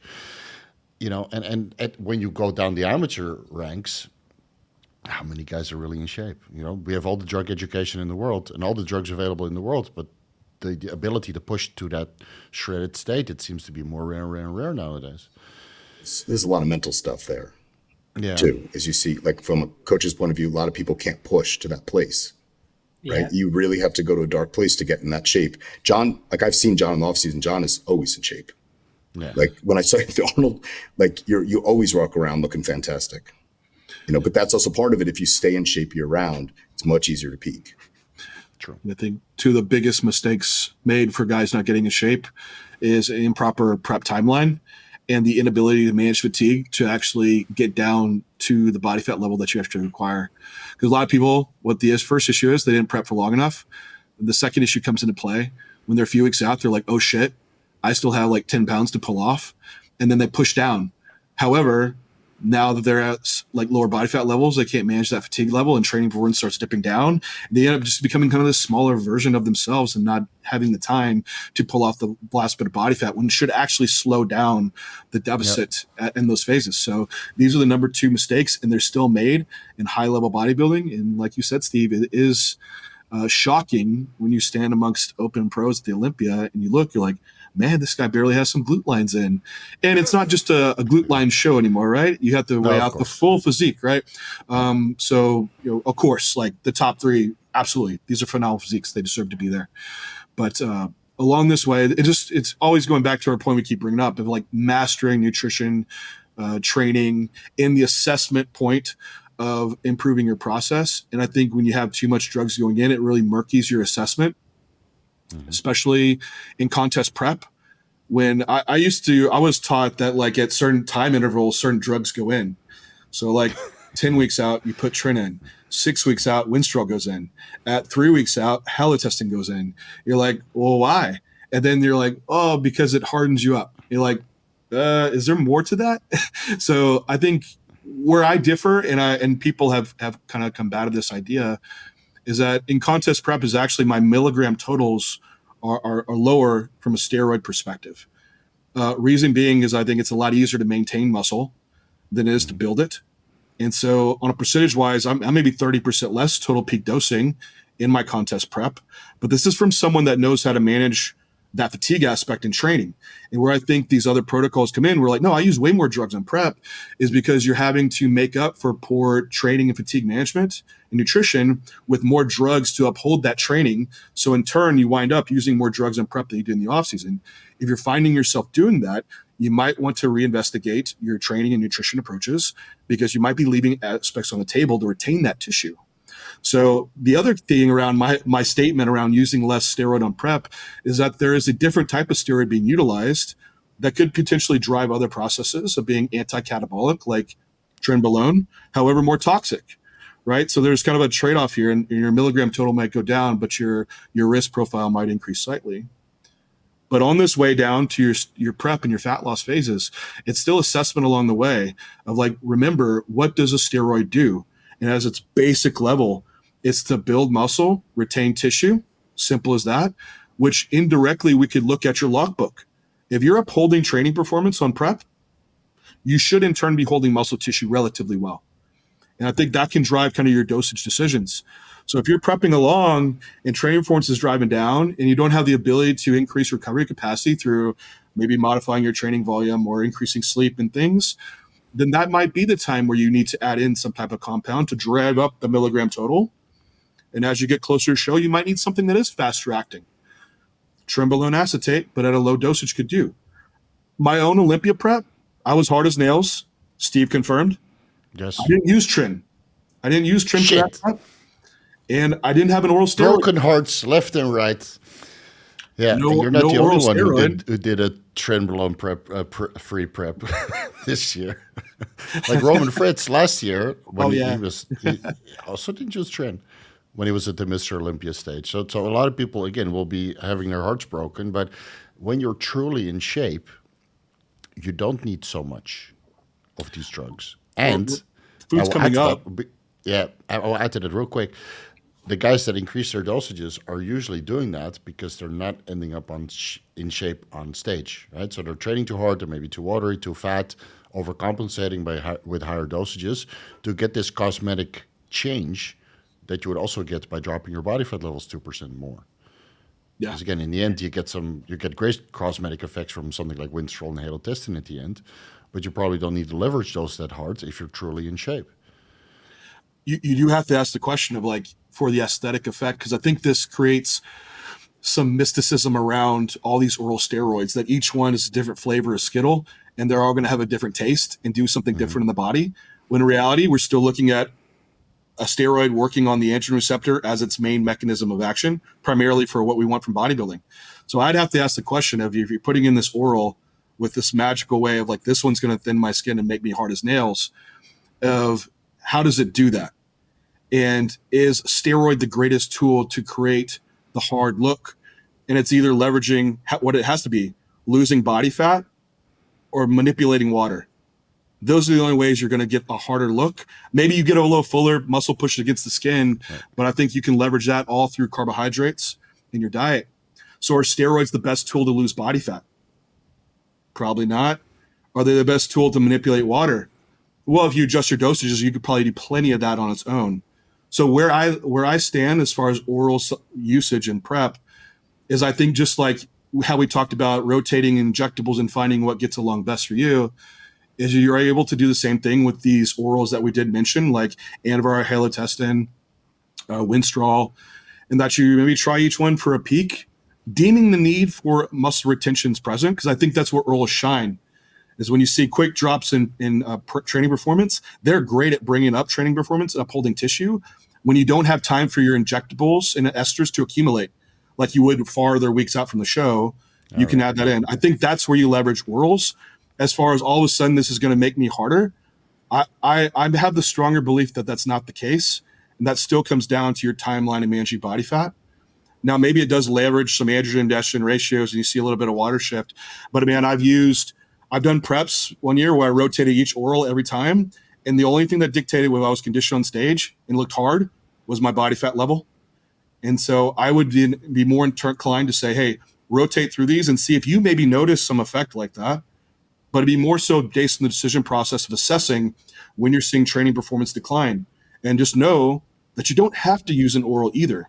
If training performance is solid, you're in shape, and now you're raising food up. When food goes up, muscle retention is going to be even easier. You don't need more drug during that time. And I think that's how you can also leverage doing multiple shows back to back, as having ebbs and flows of drugs coming up and down. And a lot of it's going to be based around leveraging food increases when you are in shape. This is obviously at the highest level when you have like a decade worth of experience. Yeah. It will be very hard to translate to an amateur competing, trying to make his way up the ranks. Because this is something you've been incorporating for maybe the last 3-4 years since you moved from 212 to open, or before that time as well? 212 give me a lot of opportunity because I'm basically in maintenance mode for a long time, to kind of hold similar dosaging or lower it, because I just get better at the bodybuilding process. And so I get more out of less because my training is improved and whatnot. But then also the opportunity to rotate just individual variables with drugs and seeing the responses to see does the bro lure hold weight as far as what this drug is evidently supposed to be doing. So, but across the span, I've been competing for 12 years, but actually mindfully competing probably the past 6 years, but yeah. So you've been leveraging less dosages as you got better at the bodybuilding process, to put it simply. To a degree through 212, but then to move up, you absolutely had to push dosages because I've already leveraged all the variables, right? So the only card left to play is moving total dosage level up. And so these past little over a year now, was making that same thing that I've done, 30% increases in total anabolic load, is enough to keep driving that process at a similar rate that I want to achieve stage weight from the previous year. And so that's where I lie. So back to our conversation of on our journey here to evidently the highest muscular freak status, or being amongst the just amateur ranks forever, is where do you find yourself dosage wise? And it's going to vary tremendously. But again, if you stick to this assessment process, and as you need it, 30% increases, a lot of times I think from 1 gram to 2 gram could get a guy very, very far on a per week basis. I think you're going to find a lot of top pros are falling on the 2 gram mark, with some edging towards the 3 gram mark per week at different phases throughout their season. And what that drug composition made up is going to be already the compounds that we already mentioned based on their individual responses. Beyond that, go ahead. Sorry. No, go ahead. Finish your story. Beyond the 3 gram mark is, I think, where you get to the anomalies and the rare cases. And at that point, you're going to have to really make deciding factors, like we mentioned earlier, if this is really the right place for you. If you're still in the amateur ranks and you're like already pushing 3 grams and you're like, man, I've leveraged all variables, like what's left? It's like there's nothing left but more drugs. But more drugs equals more risk. And is this really worth it at this point? Maybe you should take up some other hobby like basket weaving or crochet, or I don't know. But to move beyond that, that's where I would really question even doing so, based on like all the open guys that I know and the dosages that they run are shockingly most below 3 grams. Do not think that you should be taking it there if you haven't reached the amateur ranks. Like, this would be a problem. So I'd say in 5 years of steroid usage, you're gonna have a pretty quick realization of where you lie genetic wise and the proclivity to progress in the ranks. And from that 5-year assessment point, I think there should be a decision probably made if it's worth continuing to push forward or moving to more like lifestyle enhanced usage, if that's your decision. From my personal decision, I'm not a proponent of using much gear unless you're deciding to compete. So I don't see the risk is worth it. But that's me. But anyway, back to you, Steve. Yeah, so I want to, while we're on the topic, I want to ask the most cheeky question ever. Where did you end up for the Mr. Olympia?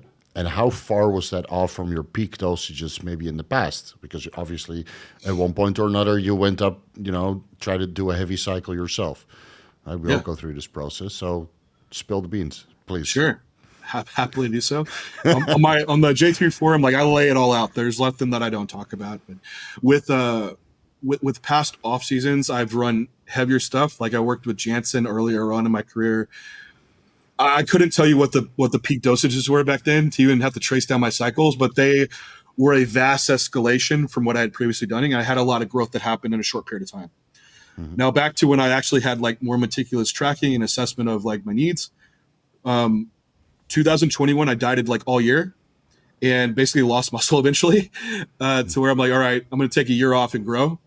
And that dosage to like move that needle up to max out the 212, I was at 2,300 milligram total per week in the off season. Okay.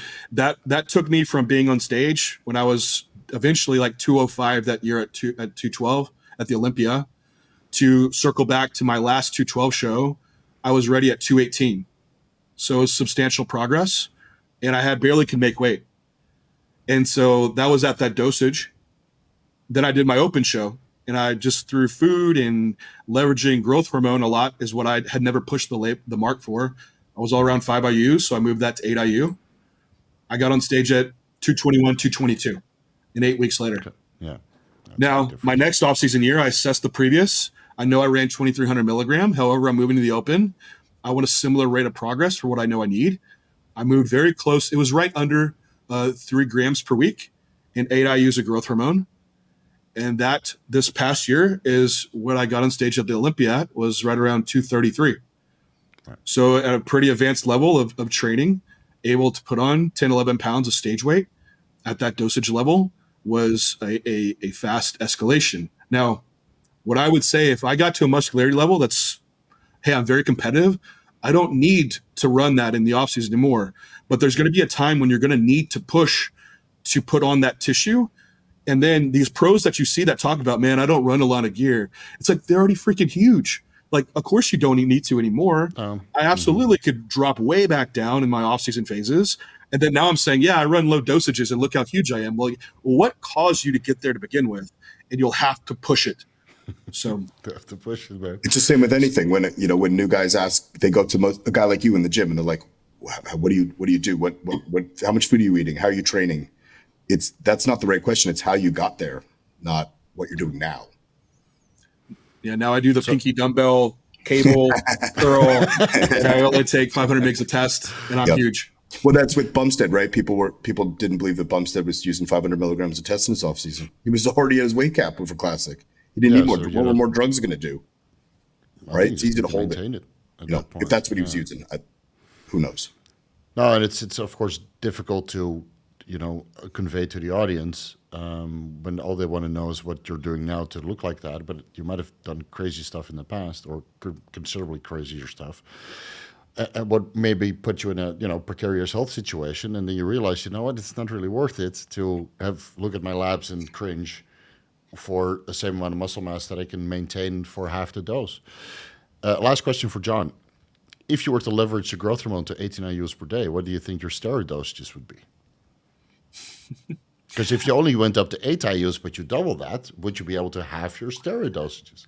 I have played with moving up a little higher, and at 10 IUs is kind of my limitation point where I feel diminishing returns. And so what I would preface this by saying is that if any PD design is impeding your ability to sleep, eat, or train, then that's not the aid that you want from these drugs. And for me, like, moving growth hormone up caused more like sleep discrepancy, actually, because it can aid sleep, but at the same time, it can impede it too. It could hurt. I would need more like CPAP aid. Because you're retaining more fluid, you're just a bigger body weight, and you're not really getting any new muscle tissue for that. And one thing to consider is even digestion. I think we brought up training in the off season, like that's another great point, or orals in the off season, where maybe it creates this much more tissue, but at the detriment of you not being able to eat and sleep is not worth that trade-off at all. Like, you won't grow more doing so. So for me, like, that was kind of like a cutoff point where I don't see enough progress worth the diminishing returns.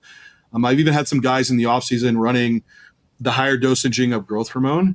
And if you look in growth hormone deficiency and replacement, and there's a cool study where they look at some interactions with leptin and ghrelin, and it actually can lower ghrelin and interact with leptin despite changes in body fat.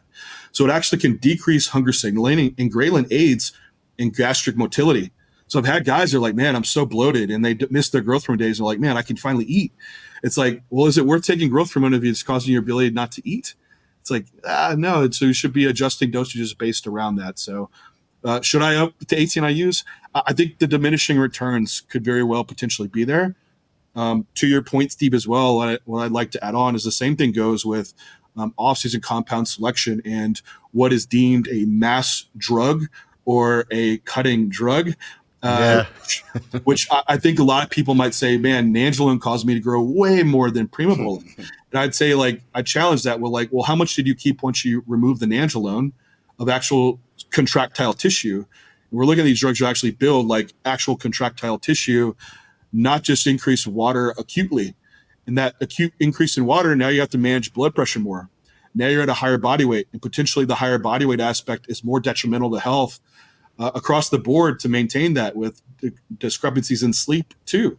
So if we could leverage a drug stack design that makes you just retain a little less water, and maybe you're more accurate in assessing if you're gaining body fat versus water versus muscle, that would probably be an easier way to assess from a coaching perspective and have better results long-term that way. So again, circling back, your P design should be aiding your sleep, training, nutrition. It's taken away from that, restructure the drugs.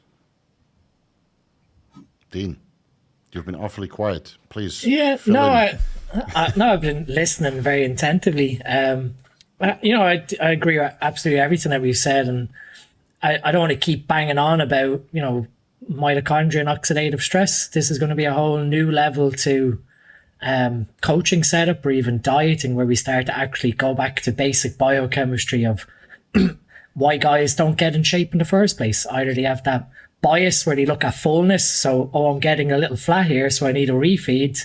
Let's chuck in some insulin to add some more carbohydrates. You know, the mentality of being able to drive down to that low body fat, like we've covered here, it's like, and Kurt said, it's a mental approach. You know, I could never ever step on stage where I didn't consider myself in condition, let alone my wife let me get on stage. My wife would turn around and tell me, you're still fat. You know, so and I guess we're in that, buttercup phase where people are being told, oh, you look amazing. When we know in reality, they've probably got about 12 pounds to lose to be truly conditioned on stage. And I guess it's sort of easy now. If you can turn up in shape on stage these days, you get rewarded because the guys beside you still look 8 or 10 weeks out. So looking back at how you approach losing body fat then in that sort of dieting phase and the association that everyone has got with certain compounds, at the end of the day, we've just seen dosages escalate with poor recovery. And that we're just coming back to a very basic thing again of, you know, and I've covered it myself of being guilty of the logbook, of just annihilating the logbook on prep by all means. But when you really look at rep execution and quality of rep execution, you're just going and moving, you know, weight from point A to B without any focus on actual tension on the muscle or actual engagement of what you're trying to retain. It's, oh, well, a leg press on my logbook says 500 kilos, so I need to lift 500 kilos. When you could have probably maintained the tissue with 350 kilos, but correct tempo, which was what built the tissue originally, not the actual weight you were lifting. So I think, you know, we've covered some really good things here that doesn't really matter amateur to pro level. Still comes back to execution in the gym, nutrition, and then finding the right compounds that suit you both physically and mentally. Because no amount, you know, telling someone 300 milligrams, 600 milligrams of tren is the sweet spot on prep, and they're going around like a psycho that they can't sleep properly, just because that was the ways of the past. And what we've sort of come to see, that even 10 milligrams on training days could be just enough to give you that sweet spot with your recovery without driving that oxidative stress. I think that's a great point, Dean, around old school things that have just keep coming up, and where these get, you know, perturbated is, you know, from old school thought that doesn't change. But where I see, and just moving a little bit, if it's okay, from the drug conversation, because I think there is a additional health aspect that can be considered, and why I bring it up, and people are like, oh man, health, like I just want to get freaking huge. It's like, well, this is how you get huge, is because when we talk about 15 years of anabolic usage, to see that out, you're going to have to stay healthy. And a lot of what matters too is we see some guys that have very good resiliency to side effects, and to get into these dosage aspects that you might need to. If you're more resilient and have a focus on health, you're going to be able to stay in those phases longer if you need to see out that progress. And where I see a lot of things left on the table is even nutrition wise, where the typical dogmatic approach of wheat, chicken, rice, and that's it. Just chicken, rice, or beef and rice. And we rotate those meals and eat 6 of those a day. And that's your approach, when I think the basics of where anabolics have their problems is inflammation, oxidative stress to just systemic organs. And I think your first defense around this, for one, probably sleep, and secondarily, or right at it, would be your nutrition approach and trying to bring in fruits and veggies. And that's so basic. Like, before you even take a supplement, like, oh, it's cool, I'll take an antioxidant supplement.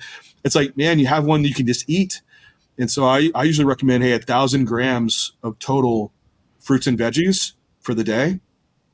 And there was actually a really cool study that I was reading on earlier in the week. It was a Mediterranean diet comparatively to a green Mediterranean diet, which a green Mediterranean diet is one that's higher in polyphenols. So they used something called duckweed, which I don't think we can get in the States. It's high in a specific polyphenol, walnuts, and then also green tea. And this group, same weight loss, but they had double the visceral fat gain loss, having this higher polyphenol content in diet. So bodybuilders, like light bulbs should be going off. Like some of the biggest risks that we have is basically as a bodybuilder looking like a lean person with metabolic syndrome, you know? And so if you can mitigate some of these effects just through nutrition strategies. Sorry, I'm trying to imagine. I know exactly what it looks like. Yeah, but that's very common. Yeah, It's like so if we very can common.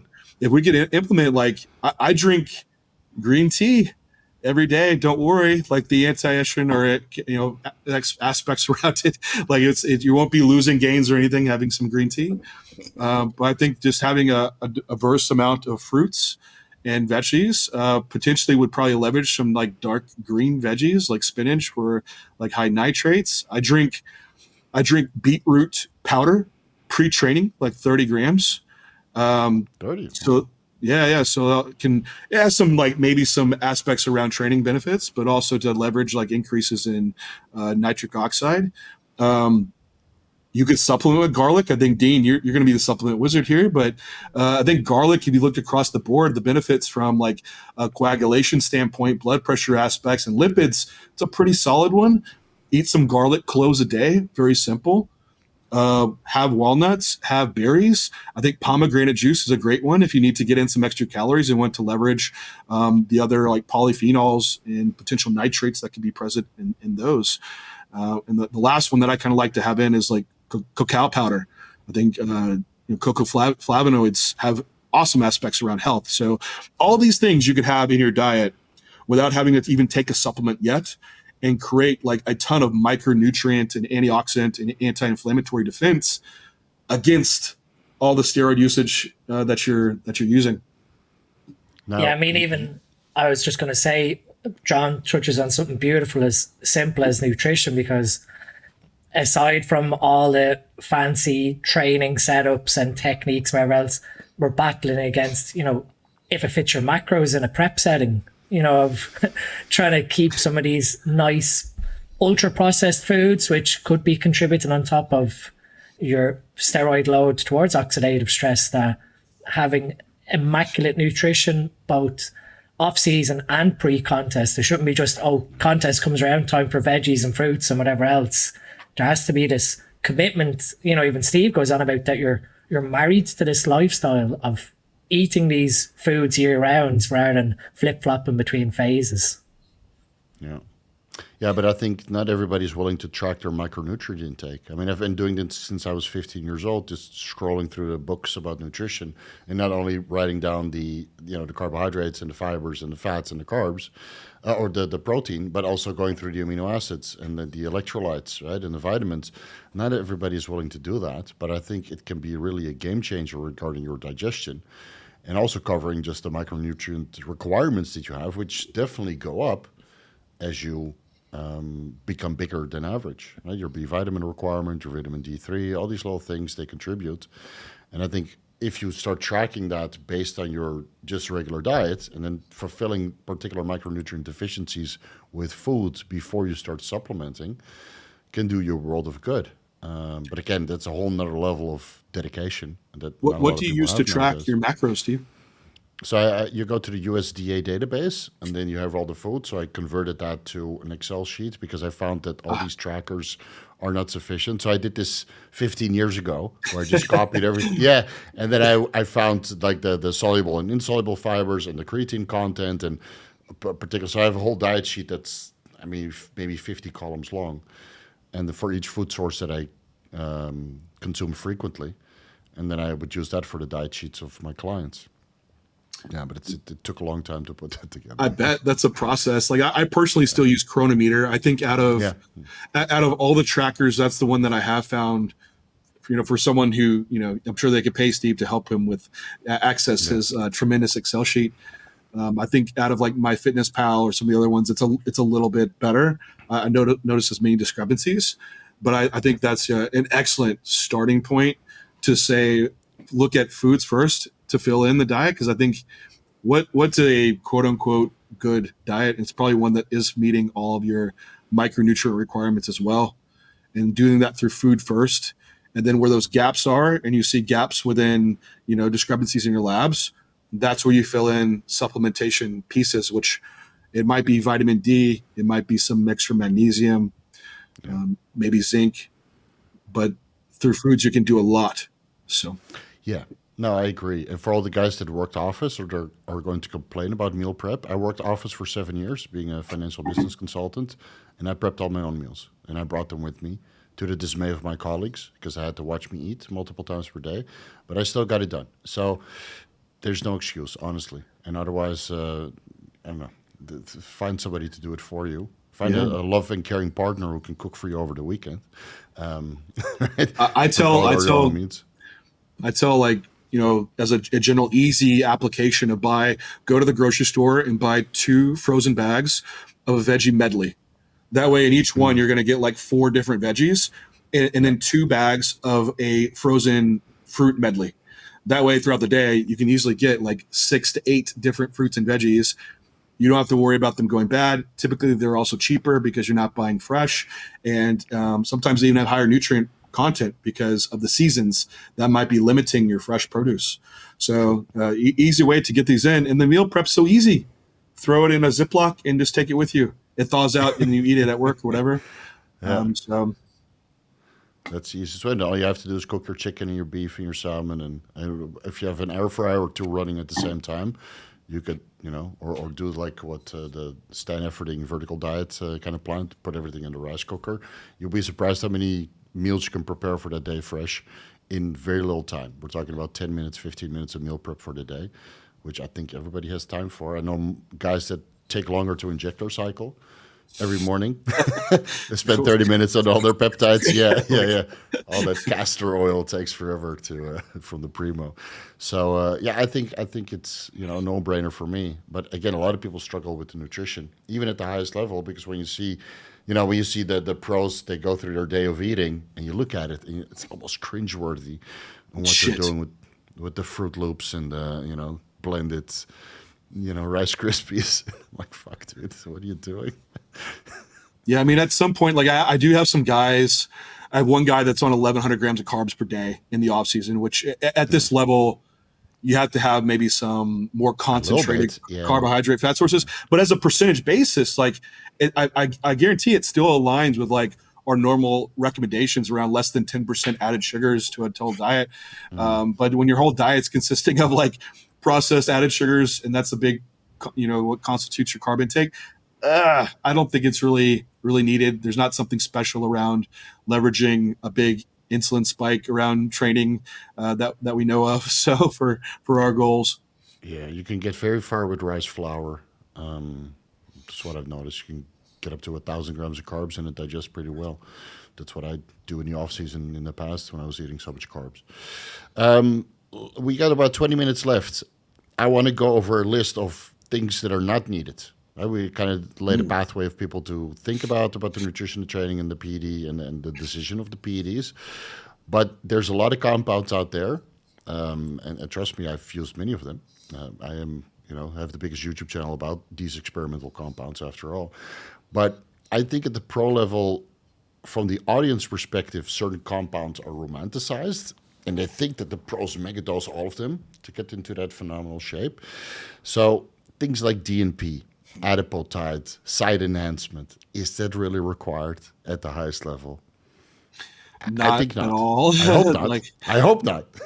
No. Like it's you're going to see those things at the lower levels before you see at the highest level, and because most of these guys, the genetic proclivity to just advancing and responding to training, nutrition, drugs is on another level, and so you're not going to see these guys try to leverage these mystic compounds or research-based drugs because they wouldn't even need to. And I don't think they add to the basics of what they're doing because the basics are still what drive the ship forward to the largest degree. So like in a fat loss phase, DNP, no, it creates such a mess in a prep scenario from assessing and then also managing fatigue that it's I see it as more of a detriment to utilize. And also like the lethal dosing versus the effective dosing is really close.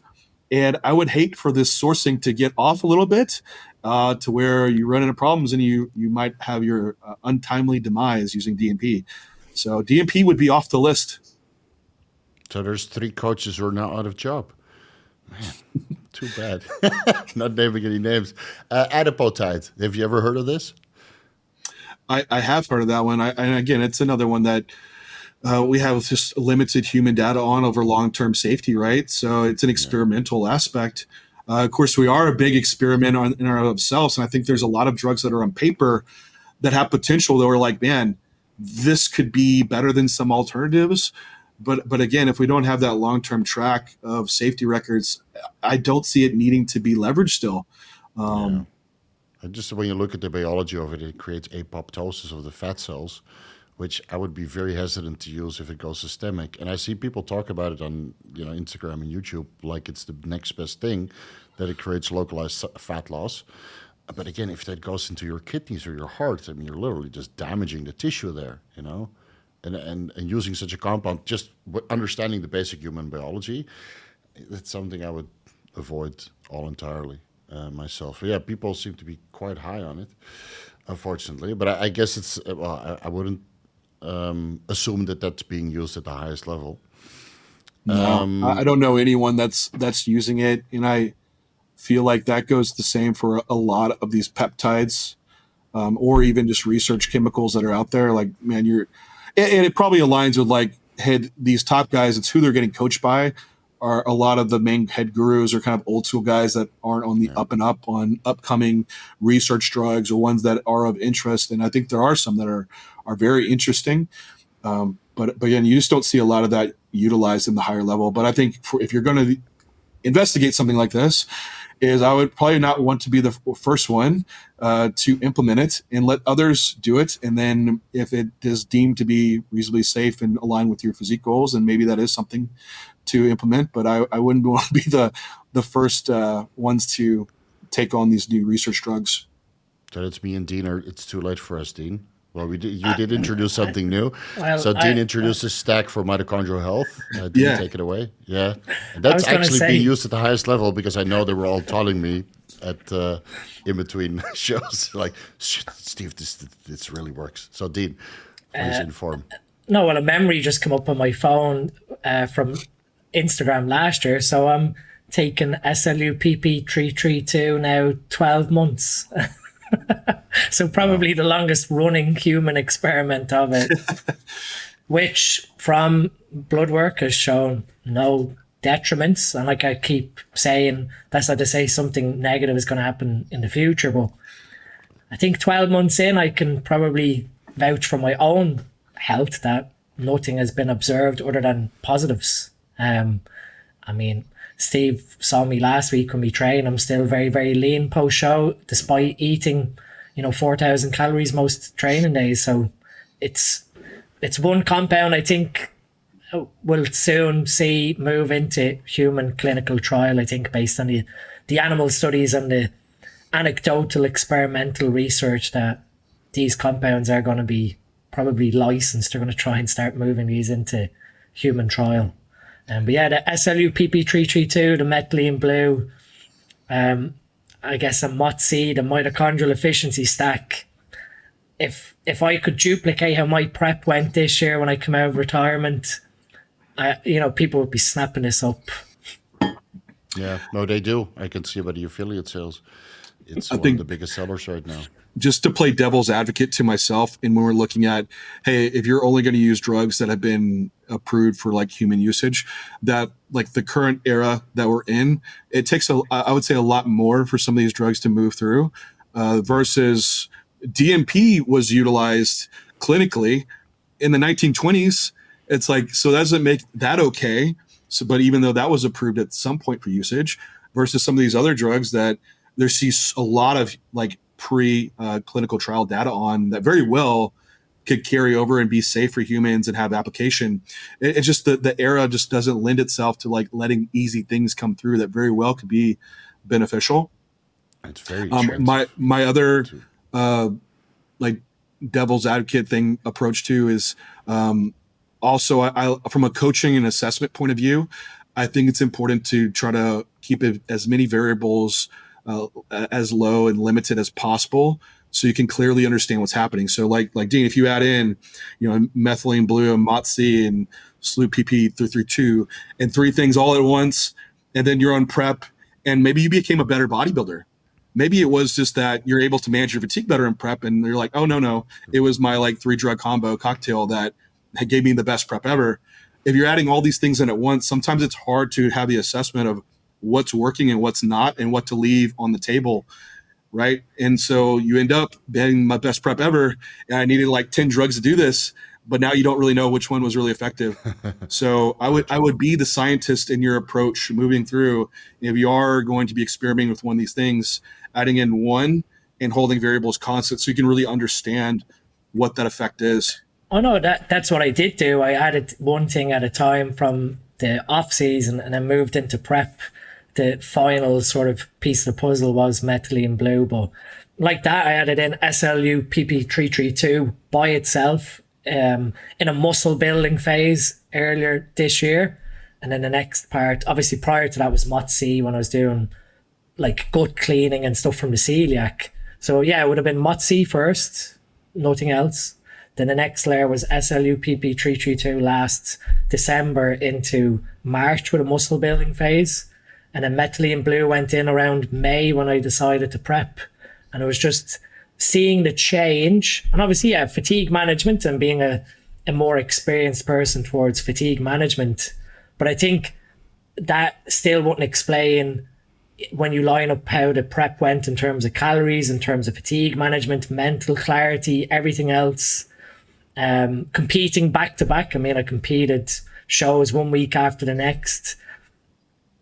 I'm still banking on those three things being the trifecta that changed prep, because when it came to like even drug load with prep, it was a quarter of 2 years previous. And Dean, just to piggyback on that, I definitely wasn't saying that you're not the science-minded one to apply this, because to hear Dean explain, I think for the listeners was important, because Dean does track his variables very precisely to where he understands when each thing's going in, what is occurring. And not to just say, oh yeah, Dean took all three, let me take all three. Mm-hmm. But if you're like Dean, you're going to understand these applications and be able to pull out like, oh no, I really think this did merit weight. And so I think, thank you, Dean, for like clarifying that, because I think it does give listeners the chance to understand how these things might be implementing when you're at a higher level of execution, where you might be trying to leverage some more acute things. Yeah, of course. I mean, I was going to say, yeah, go ahead. Sorry.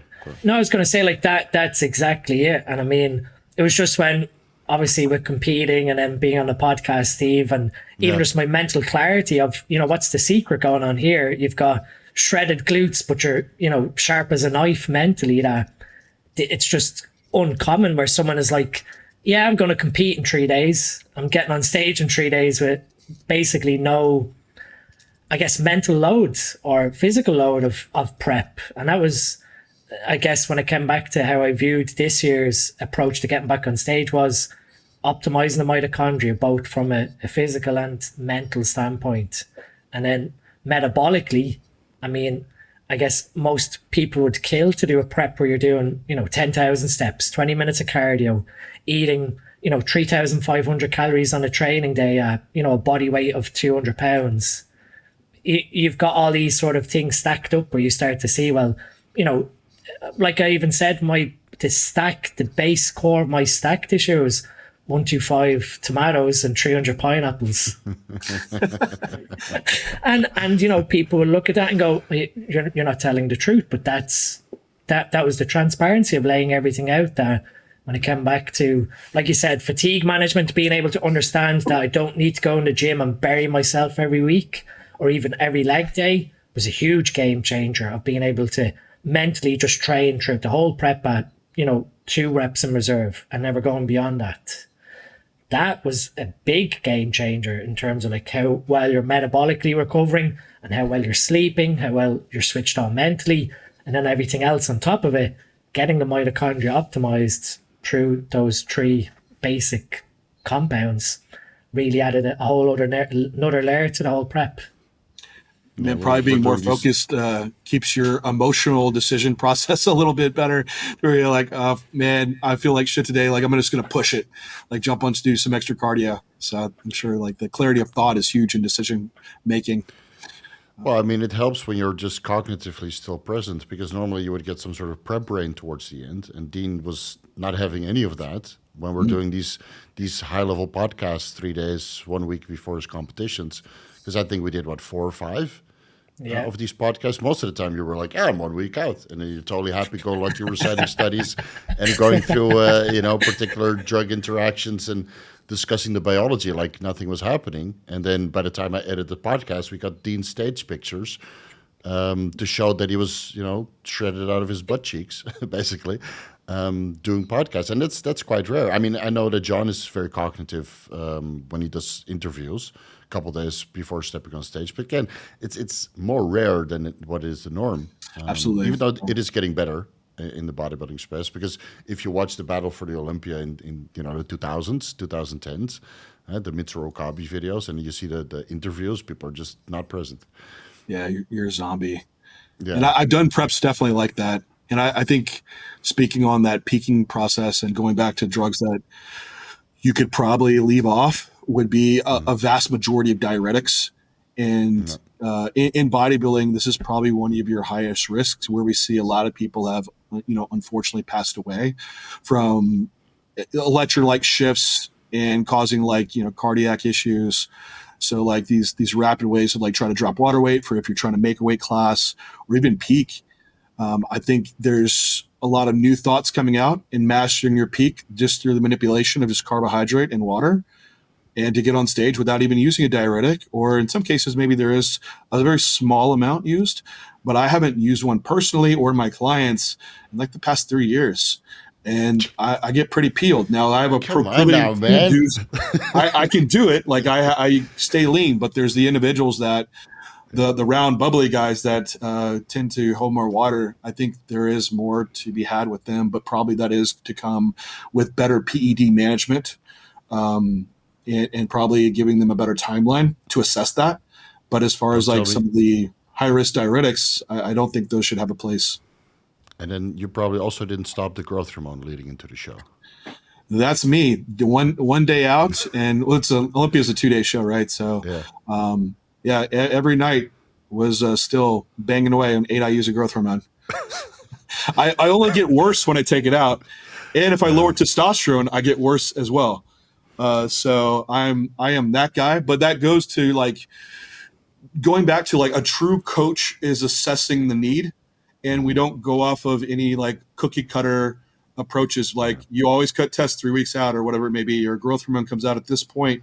Some guys need those things to stay in. Some guys need those to fully come out. And that's where coaching should be happening on the PED front, is assessing along the way and learning that individual's ability to what they need in their stack. So if you had a time machine and you could go back 5 years to tell yourself, this is what I'm doing now, would you be surprised 5 years ago of what has progressed in your own career? Because a lot of things are changing in the last 5 years. I mean, sure. We see it at the pro circuit. I see it with my clientels.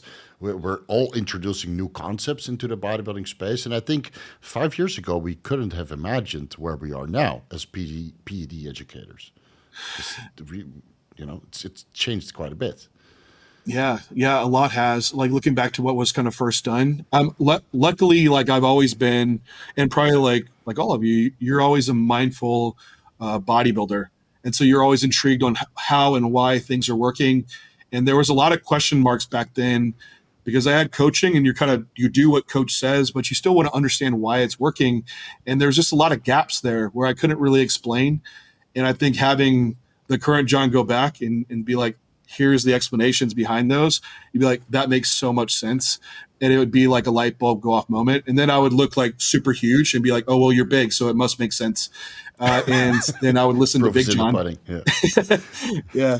So. And then things you're doing now, did you think you would never do? Or you're still within the confines of, doing everything responsibly, and you don't see anything that you're doing particularly now that would be considered risky if you thought about it maybe a couple of years ago, where you're pushing the boundaries of what you would consider healthy? Well, I turned pro when I was 30, and that same year I went into a gym in New Jersey, and there's an old pro there. He's like, man, how long are you going to do this for? It'll kill you, right? And I was like, man, when I'm 35, that's it. I won't be a master's bodybuilder. That's where I'm cutting it off. And here I am, I'm 38, and I'm still in bodybuilding. And I think the my health management has advanced so far compared to what it was, probably more so than even the changes in stack design, that even doing what would be deemed probably back then as a riskier approach in my eyes. However, the health markers and everything tracking has even improved. So I think that's been some greater advancements. I mean, what we have information-wise is health monitoring and interventions earlier on. So looking back to what I'm doing from what I was, I don't think it would be too shocking. At least to me, like my weighing out where I'm at from a competitive status, and now that this is a career aspect for me, and it seems justifiable. I know from outside, it all depends on your perspective, that you very well might think like this is still not worth it. But at least in my eyes, like I'm living out like a dream life. And if that comes with an earlier demise of a few years off my life, I'd rather have lived at the peak of the mountain than just looking at the base and being content. Because I've had that life of working a 9 to 5, working a clinical job in the hospital, trying to make bodybuilding work. And that is not living for me. And I absolutely would take the risk of what I live currently at. But I'm not stupid, as stupid as I could be. It's still stupid, right? But I just try to mitigate those risks. So just because you are pursuing this doesn't mean you can't do it with intelligent design and thought process. Yeah. No, that's, I think, a great way to close off this podcast. What I would like to ask all of you is, we're all basically at the highest level we can be, right? We're not all pros. I mean, I never even competed. But I think right now, at this current point in time, we're all at our peak. What does it take for you to be at your peak? I want to start with Kurt. What does it take right now to be at your absolute best shape you've ever been in? Just as a quick elevator pitch. 80% compliant with diet, 80% compliant with my diet. So my diet doesn't really change much throughout the year. I do leave room so I can have fun with my kids and my wife. I do cardio every day. That was an influence I got a lot from AJ Sims and from talking to John when I saw him in March. That kind of changed my mind about adding cardio back in. With the exception of that last cycle that I read for 8 weeks, I just test and GH. Like I'm trying to use a lot less. I don't need as much to hold anymore. The GH has really been groundbreaking for me, where it allows me to use a lot less anabolics to keep the look. Sleep. I'm very focused on sleep and health, like fruits and vegetables, supplementation. My diet is not chicken and rice. Like that's honestly, I might have had rice once this week. I try to eat a variety of food. Seeing doctors, getting lab work. I think just the whole approach to it. I don't think anything fancy. I think guys might overcomplicate this stuff. A lot of it's just time and consistency of just doing those healthy things for long periods of time. Yeah, true. Dean? Very similar to Kurt, I guess, from a physical standpoint. Just for me, I'm a little bit limited now being celiac, so my diet is basically chicken and rice. But not to discount, the importance of antioxidant and mitochondrial health. That's what I think my biggest takeaway now of being able to stay on top both mentally and physically. My days probably this year was the last what if of being a competitive bodybuilder. So now it's just a matter of maintaining peak physical health for my own benefit and also my family's, and then focusing more on, I guess, mental aspects, where that's work, engagement, consults, and everything else, all the other sort of projects. All right, John. Yeah, to just maintain this peak that I'm at, it's created just a lifestyle that has been catered to around being as successful as possible in bodybuilding and in my business endeavors, which I just try to wake up every day and make sure that every step forward and foot forward is moved towards trying to just enjoy the process every moment along the way. And so if there's now work or whatever it may be, relationships that aren't leading me to that goal and that success of what I deem successful was isn't outcomes. It's more of this ultimate happiness in life. And those just aren't in place anymore. And so a lot of time is spent in having relaxation time or enjoying work tasks and projects that I like to take on. and excited for training and having my training reflect around something that's sustainable, or my diet reflect around something that's enjoyable that still aligns with my goals. And I love my bodybuilding lifestyle. And I think that's what keeps pushing me forward and being successful, especially as long as I've done it. And so I think just trying to move away from these cookie cutter type approaches that make bodybuilding miserable have made it more enjoyable, sustainable, consistent, and that drives the ultimate result. But enjoying and sniffing the flowers along the way. And I used to think bodybuilding was about, lone wolf, hood up in the dark gym. And it's also about trying to build relationships and enjoy that along the way. There was a show I was at where there was two 12ers competing and there's barely anyone in the audience. I was just thinking, man, if I was here alone competing, there wouldn't be any joy in it.